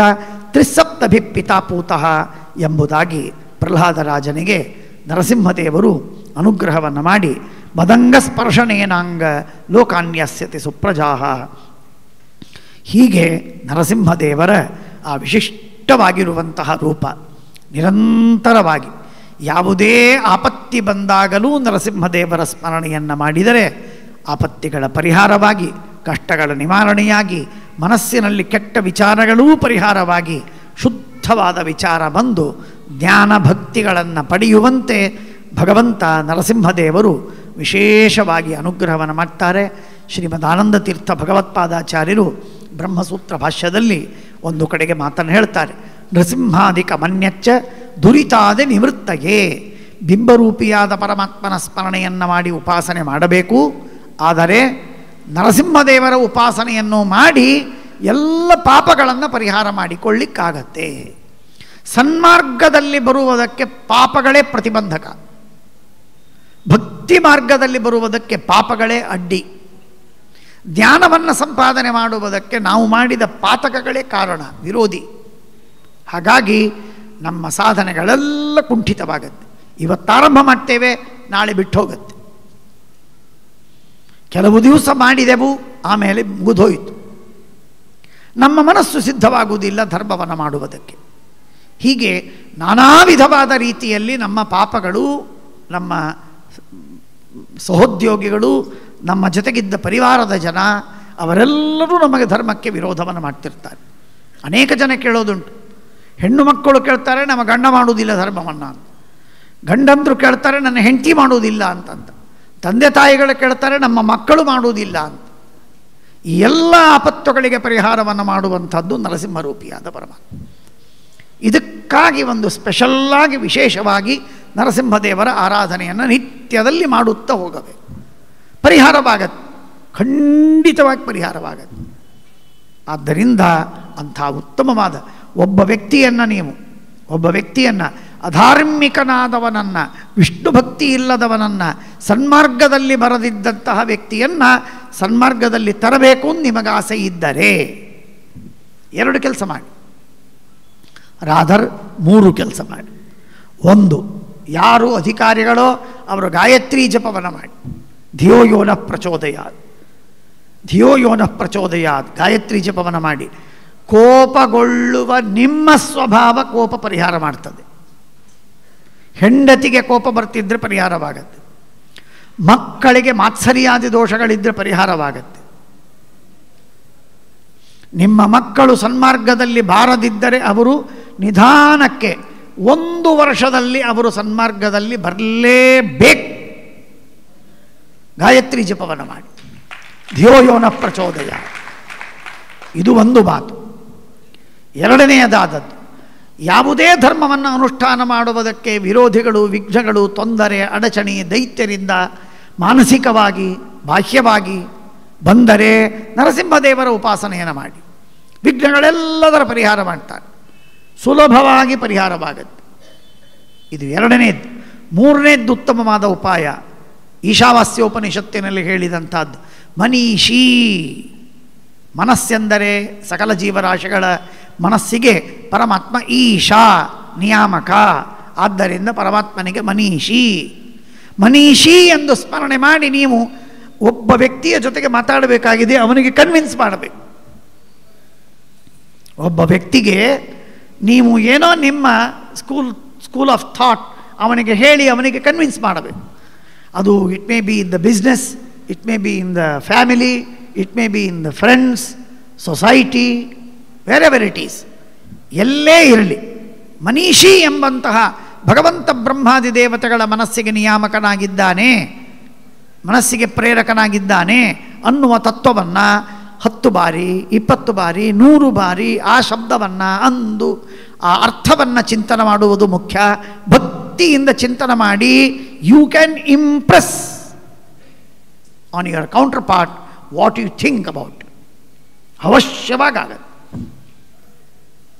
ಹಾಗಾಗಿ ಈ ವಿಧವಾದಂತಹ ಉಪಾಯಗಳಿಂದ ನಾವು ನಮ್ಮ ಮಕ್ಕಳನ್ನು, ನಮ್ಮ ಕುಟುಂಬವನ್ನು, ನಮ್ಮ ಸ್ನೇಹಿತರನ್ನು, ನಮ್ಮ ಸಮಾಜದಲ್ಲಿರುವ ಘಟಕರನ್ನು ನಮ್ಮ ಈ ಸನ್ಮಾರ್ಗದಲ್ಲಿ, ಧರ್ಮದ ಮಾರ್ಗದಲ್ಲಿ, ವಿಷ್ಣು ಭಕ್ತಿಯಲ್ಲಿ ಅವರನ್ನು ತಂದು ಸರಿಯಾದ ಮಾರ್ಗದಲ್ಲಿ ನಡೆಸುವಂತೆ ಸಾಧನೆ ಮಾಡುವುದು ಸಾಧ್ಯವಿದೆ.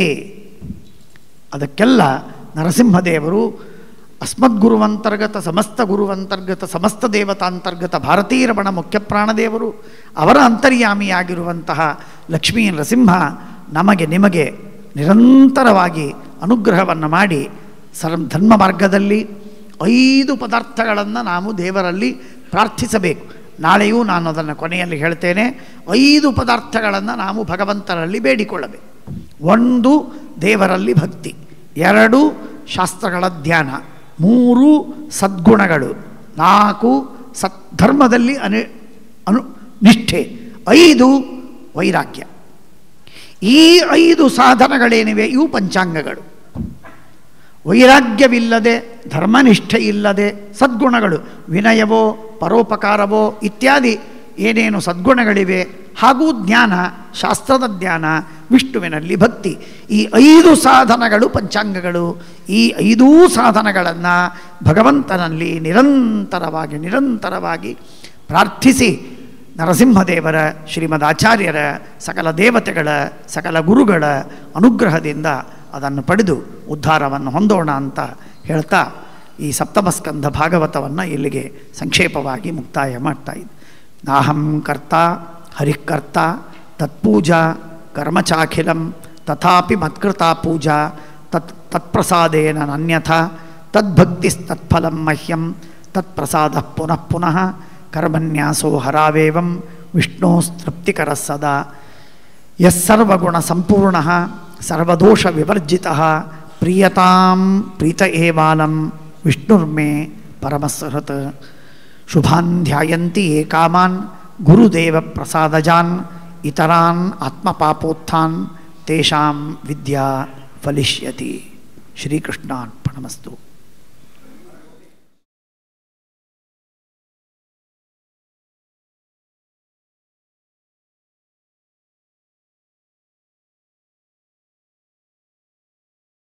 ಈ ದಿವ್ಯವಾದ ಶ್ರೀಮದ್ ಭಾಗವತದ ಉಪನ್ಯಾಸವನ್ನು ಪೂಜ್ಯ ಆಚಾರ್ಯರಿಂದ ಕೇಳ್ತಾ ಇದ್ದರೆ ಇನ್ನು ಹೀಗೇನೆ ಎಷ್ಟು ಗಂಟೆಗಳು ಕೂಡುವುದಕ್ಕೂ ನಾವು ಸಿದ್ಧ. ಆ ರೀತಿಯಲ್ಲಿ ಭಗವಂತನಲ್ಲಿ ಭಕ್ತಿ, ಮೋಕ್ಷದ ಸಾಧನೆಗಳ ಒಂದು ಮಾರ್ಗದ ಪರಿಚಯ, ನಮಗೆಲ್ಲರಿಗೂ ಭಗವಂತನ ಸೇವೆಯನ್ನು ಮಾಡುವಂತಹ ವಿಶೇಷವಾದಂತಹ ತವಕ, ಇದನ್ನೆಲ್ಲ ಹುಟ್ಟಿಸ್ತಾ ಇರುವಂತಹ ಈ ಪ್ರವಚನವನ್ನು ನಿರಂತರ ಕೇಳಬೇಕು ಅಂತನ್ನುವಂತಹ ಭಾವನೆ ನಮ್ಮೆಲ್ಲರಲ್ಲೂ ಬರ್ತಾ ಇದೆ. ಆದರೆ ನಾಳೆ ಮಂಗಳ ಅಂತನ್ನುವ ಕಾರಣಕ್ಕಾಗಿ, ಮುಗಿತಾ ಇದೆಯಲ್ಲ ಅಂತನ್ನುವುದಕ್ಕಾಗಿ ಸ್ವಲ್ಪ ಬೇಸರವೂ ಆಗ್ತಾ ಇದೆ. ಇದು ಒಂದು ಸಪ್ತಾಹ ಮಾತ್ರವಲ್ಲ, ಹೀಗೆ ಮಾಸಗಳು, ವರ್ಷಗಳು ನಿರಂತರವಾಗಿ ಹೀಗೆ ನಾವು ಕೇಳ್ತಾ ಇರಬೇಕು ಅಂತನ್ನುವಂತಹ ಪ್ರಾರ್ಥನೆಯನ್ನು ಪೂಜ್ಯ ಗುರುಗಳಲ್ಲಿ ನಾವು ಮಾಡೋಣ. ನಮ್ಮ ಪುಣ್ಯ ಇದ್ದಷ್ಟು ನಾವು ಕೇಳುವುದಕ್ಕೆ ಸಾಧ್ಯ. ನಾಳೆಯ ದಿನ ಈ ಒಂದು ಸಪ್ತಾಹ ಪೂಜ್ಯ ಆಚಾರ್ಯರು ನಮಗೆಲ್ಲ ಉಪದೇಶ ಮಾಡ್ತಾ ಇರುವಂತಹ ಭಾಗವತದ ಮಂಗಲ ಮಹೋತ್ಸವ. ನಾಳೆಯ ದಿನ ಹರಿವಾಸರ ಇರುವ ಕಾರಣಕ್ಕಾಗಿ ಸಾಯಂಕಾಲ, ನಾಳೆಯ ದಿನ ಹರಿವಾಸರ ರಾತ್ರಿ 9 ಗಂಟೆಗೆ ಇದೆ. ಅದಕ್ಕಿಂತ ಪೂರ್ವದಲ್ಲೇನೆ ಉಪಹಾರವನ್ನು ಸ್ವೀಕರಿಸಬೇಕು. ಆ ಕಾರಣಕ್ಕಾಗಿ ನಾಳೆಯ ದಿನ ಮಂಗಲದ ಈ ಉಪನ್ಯಾಸ ಸಮಯದರ ಪೂರ್ವದಲ್ಲಿ 4 ಗಂಟೆಯಿಂದ 6 ಗಂಟೆಯವರೆಗೆ ಭಾಗವತದ ಮಂಗಲ ಮಹೋತ್ಸವ ಕಾರ್ಯಕ್ರಮ ಆಗತ್ತೆ. ಈ ಒಂದು ಅಮೃತದ ಪಾನವನ್ನು ವಿಶೇಷವಾಗಿ ಎಲ್ಲರೂ ಕೂಡ ಮಾಡಿಕೊಳ್ಳಿ. ಸಕಾಲಕ್ಕೆ ಎಲ್ಲರೂ ಕೂಡ ಬಂದು ಈ ಭಾಗವತದ ಮಂಗಲ ಮಹೋತ್ಸವದಲ್ಲಿ ಪಾಲ್ಗೊಳ್ಳಬೇಕು ಅಂತನ್ನುವುದಾಗಿ ತಮ್ಮಲ್ಲಿ ಸೂಚಿಸ್ತಾ, ಇದರ ಜೊತೆಗೆ ಒಂದು ಸೂಚನೆ ಇದೆ. ಸಾಮಾನ್ಯವಾಗಿ ಕೆಲವರು ದಕ್ಷಿಣೆಯನ್ನು ನೀಡುವಾಗ 1 ರೂಪಾಯಿ ಹೆಚ್ಚನ್ನು ನೀಡಿ ಕೊಡುವಂತಹ ಪದ್ಧತಿ, 100 ಅಲ್ಲ 101 ಅಂತ ಕೊಡುವಂತಹ ಪದ್ಧತಿ. ಹಾಗೆ ನಮ್ಮೆಲ್ಲರ ಅಪೇಕ್ಷೆ ಭಗವಂತ ತಾನು ಸಂತೋಷದಿಂದ ಸ್ವೀಕರಿಸಿ ಅನುಗ್ರಹಿಸಿ ಸಪ್ತಾಹ ಮಾತ್ರವಾಗದೇನೆ ಇನ್ನು ಒಂದು ದಿನ ಪೂಜ್ಯ ಆಚಾರ್ಯರು ಮೈಸೂರು ಮಹಾನಗರದಲ್ಲೇ ಇದ್ದು, ನಾಳೆ ಭಾಗವತದ ಮಂಗಳವಾಗತ್ತೆ ನಿಜ, ಆದರೆ ನಾಳೆದ್ದು ಬೆಳಗ್ಗೆ ಮತ್ತೊಮ್ಮೆ ನಾವು ಆಚಾರ್ಯರ ಮುಖದಿಂದ ಭಗವದ್ಗೀತಾ ಭಾಷ್ಯದ 1 ದಿನ ಹೆಚ್ಚಿಗೆ ನಾವು ಪಾಠವನ್ನು ಕೇಳುವುದಕ್ಕೆ ಸಾಧ್ಯವಾಗ್ತಾ ಇದೆ. ಏಕಾದಶಿಯ ದಿನ 2ನೇ ತಾರೀಕು ನಾಳೆದ್ದು ಭಗವದ್ಗೀತಾ ಭಾಷ್ಯದ ಪಾಠ 1 ದಿನ ಹೆಚ್ಚಿಗೆ ನಮ್ಮ ಕೇಳುವುದಕ್ಕೆ ಸಾಧ್ಯವಾಗತ್ತೆ. ಜೊತೆಗೆ ಒಂದು ದೊಡ್ಡ ಅವಕಾಶ, ಪೂಜ್ಯ ಆಚಾರ್ಯರ ಕಡೆಯಿಂದ ಅನೇಕ ಪ್ರಶ್ನೆಗಳಿಗೆ ನಾವು ಉತ್ತರವನ್ನು ಪಡೆಯುವುದಕ್ಕೂ ಸಾಧ್ಯವಿದೆ. ಪುಟ್ಟ ಮಕ್ಕಳು ಅನೇಕರು ಪ್ರಶ್ನೆಯನ್ನು ಕೇಳಿದ್ದಾರೆ. ಸ್ತ್ರೀಯರು, ವೃದ್ಧರು, ಯುವಕರು ಎಲ್ಲರೂ ಪ್ರಶ್ನೆಯನ್ನು ಕೇಳಿ ಉತ್ತರವನ್ನು ಪಡೀತಾ ಇದ್ದಾರೆ. ಇನ್ನೂ 100 ಪ್ರಶ್ನೆಗಳು ಖಂಡಿತವಾಗಿ ಇವೆ. ಆ ಎಲ್ಲ ಪ್ರಶ್ನೆಗಳನ್ನು ನಿಮಗೆ ಮನಸ್ಸಿಗೆ ಬರುವ ಧರ್ಮದ ಬಗ್ಗೆ, ಸಾಧನೆಯ ಬಗ್ಗೆ, ದೇವರ ಬಗ್ಗೆ ಪ್ರಶ್ನೆಗಳನ್ನು ತಾವೆಲ್ಲರೂ ಕೂಡ ಕೇಳಿ ಆಚಾರ್ಯರಿಂದ ಉತ್ತರವನ್ನು ಪಡೆದು ಸಾಧನವನ್ನು ಹೆಚ್ಚಾಗಿ ನಾವೆಲ್ಲರೂ ಕೂಡ ಮಾಡಿಕೊಳ್ಳೋಣ. ಬೆಳಗ್ಗೆ 8:30 ನಾಳೆದ್ದು ಬೆಳಗ್ಗೆ ಏಕಾದಶಿಯ ದಿನ 8:30 10 ಗಂಟೆಯವರೆಗೆ ಭಗವದ್ಗೀತಾ ಭಾಷ್ಯ ಪಾಠ ಶ್ರೀ ವೆಂಕಟೇಶ್ವರ ಧ್ಯಾನ ಕೇಂದ್ರ ಶ್ರೀರಾಮಪುರದಲ್ಲಿ ಆಗತ್ತೆ. 10ರ ನಂತರದಲ್ಲಿ ಪ್ರಶ್ನೋತ್ತರ ಕಾರ್ಯಕ್ರಮ. ಈ ಅವಕಾಶ ಮತ್ತೊಮ್ಮೆ ಸಿಗುವುದಕ್ಕೆ ಕಷ್ಟ. ಎಲ್ಲರೂ ಕೂಡ ಖಂಡಿತವಾಗಿ ಬರಬೇಕು, ಪ್ರಶ್ನೆಗಳನ್ನು ಕೇಳಿ ಉತ್ತರವನ್ನು ಪಡೆಯಬೇಕು ಅಂತ ಸೂಚಿಸ್ತಾ, ದ್ವಾದಶಿಯ ದಿನ ಬೆಳಗ್ಗೆ 6:45 ಭಗವದ್ಗೀತಾ ಭಾಷ್ಯದ ಮಂಗಲ ಆ ಮಹೋತ್ಸವವು ಕೂಡ ನಡೆಯುತ್ತೆ ಅಂತನ್ನುವುದಾಗಿ ತಮ್ಮೆಲ್ಲರಲ್ಲಿ ಸೂಚನೆಯನ್ನು ಮಾಡಿಕೊಡ್ತಾ ಇದ್ದೇನೆ.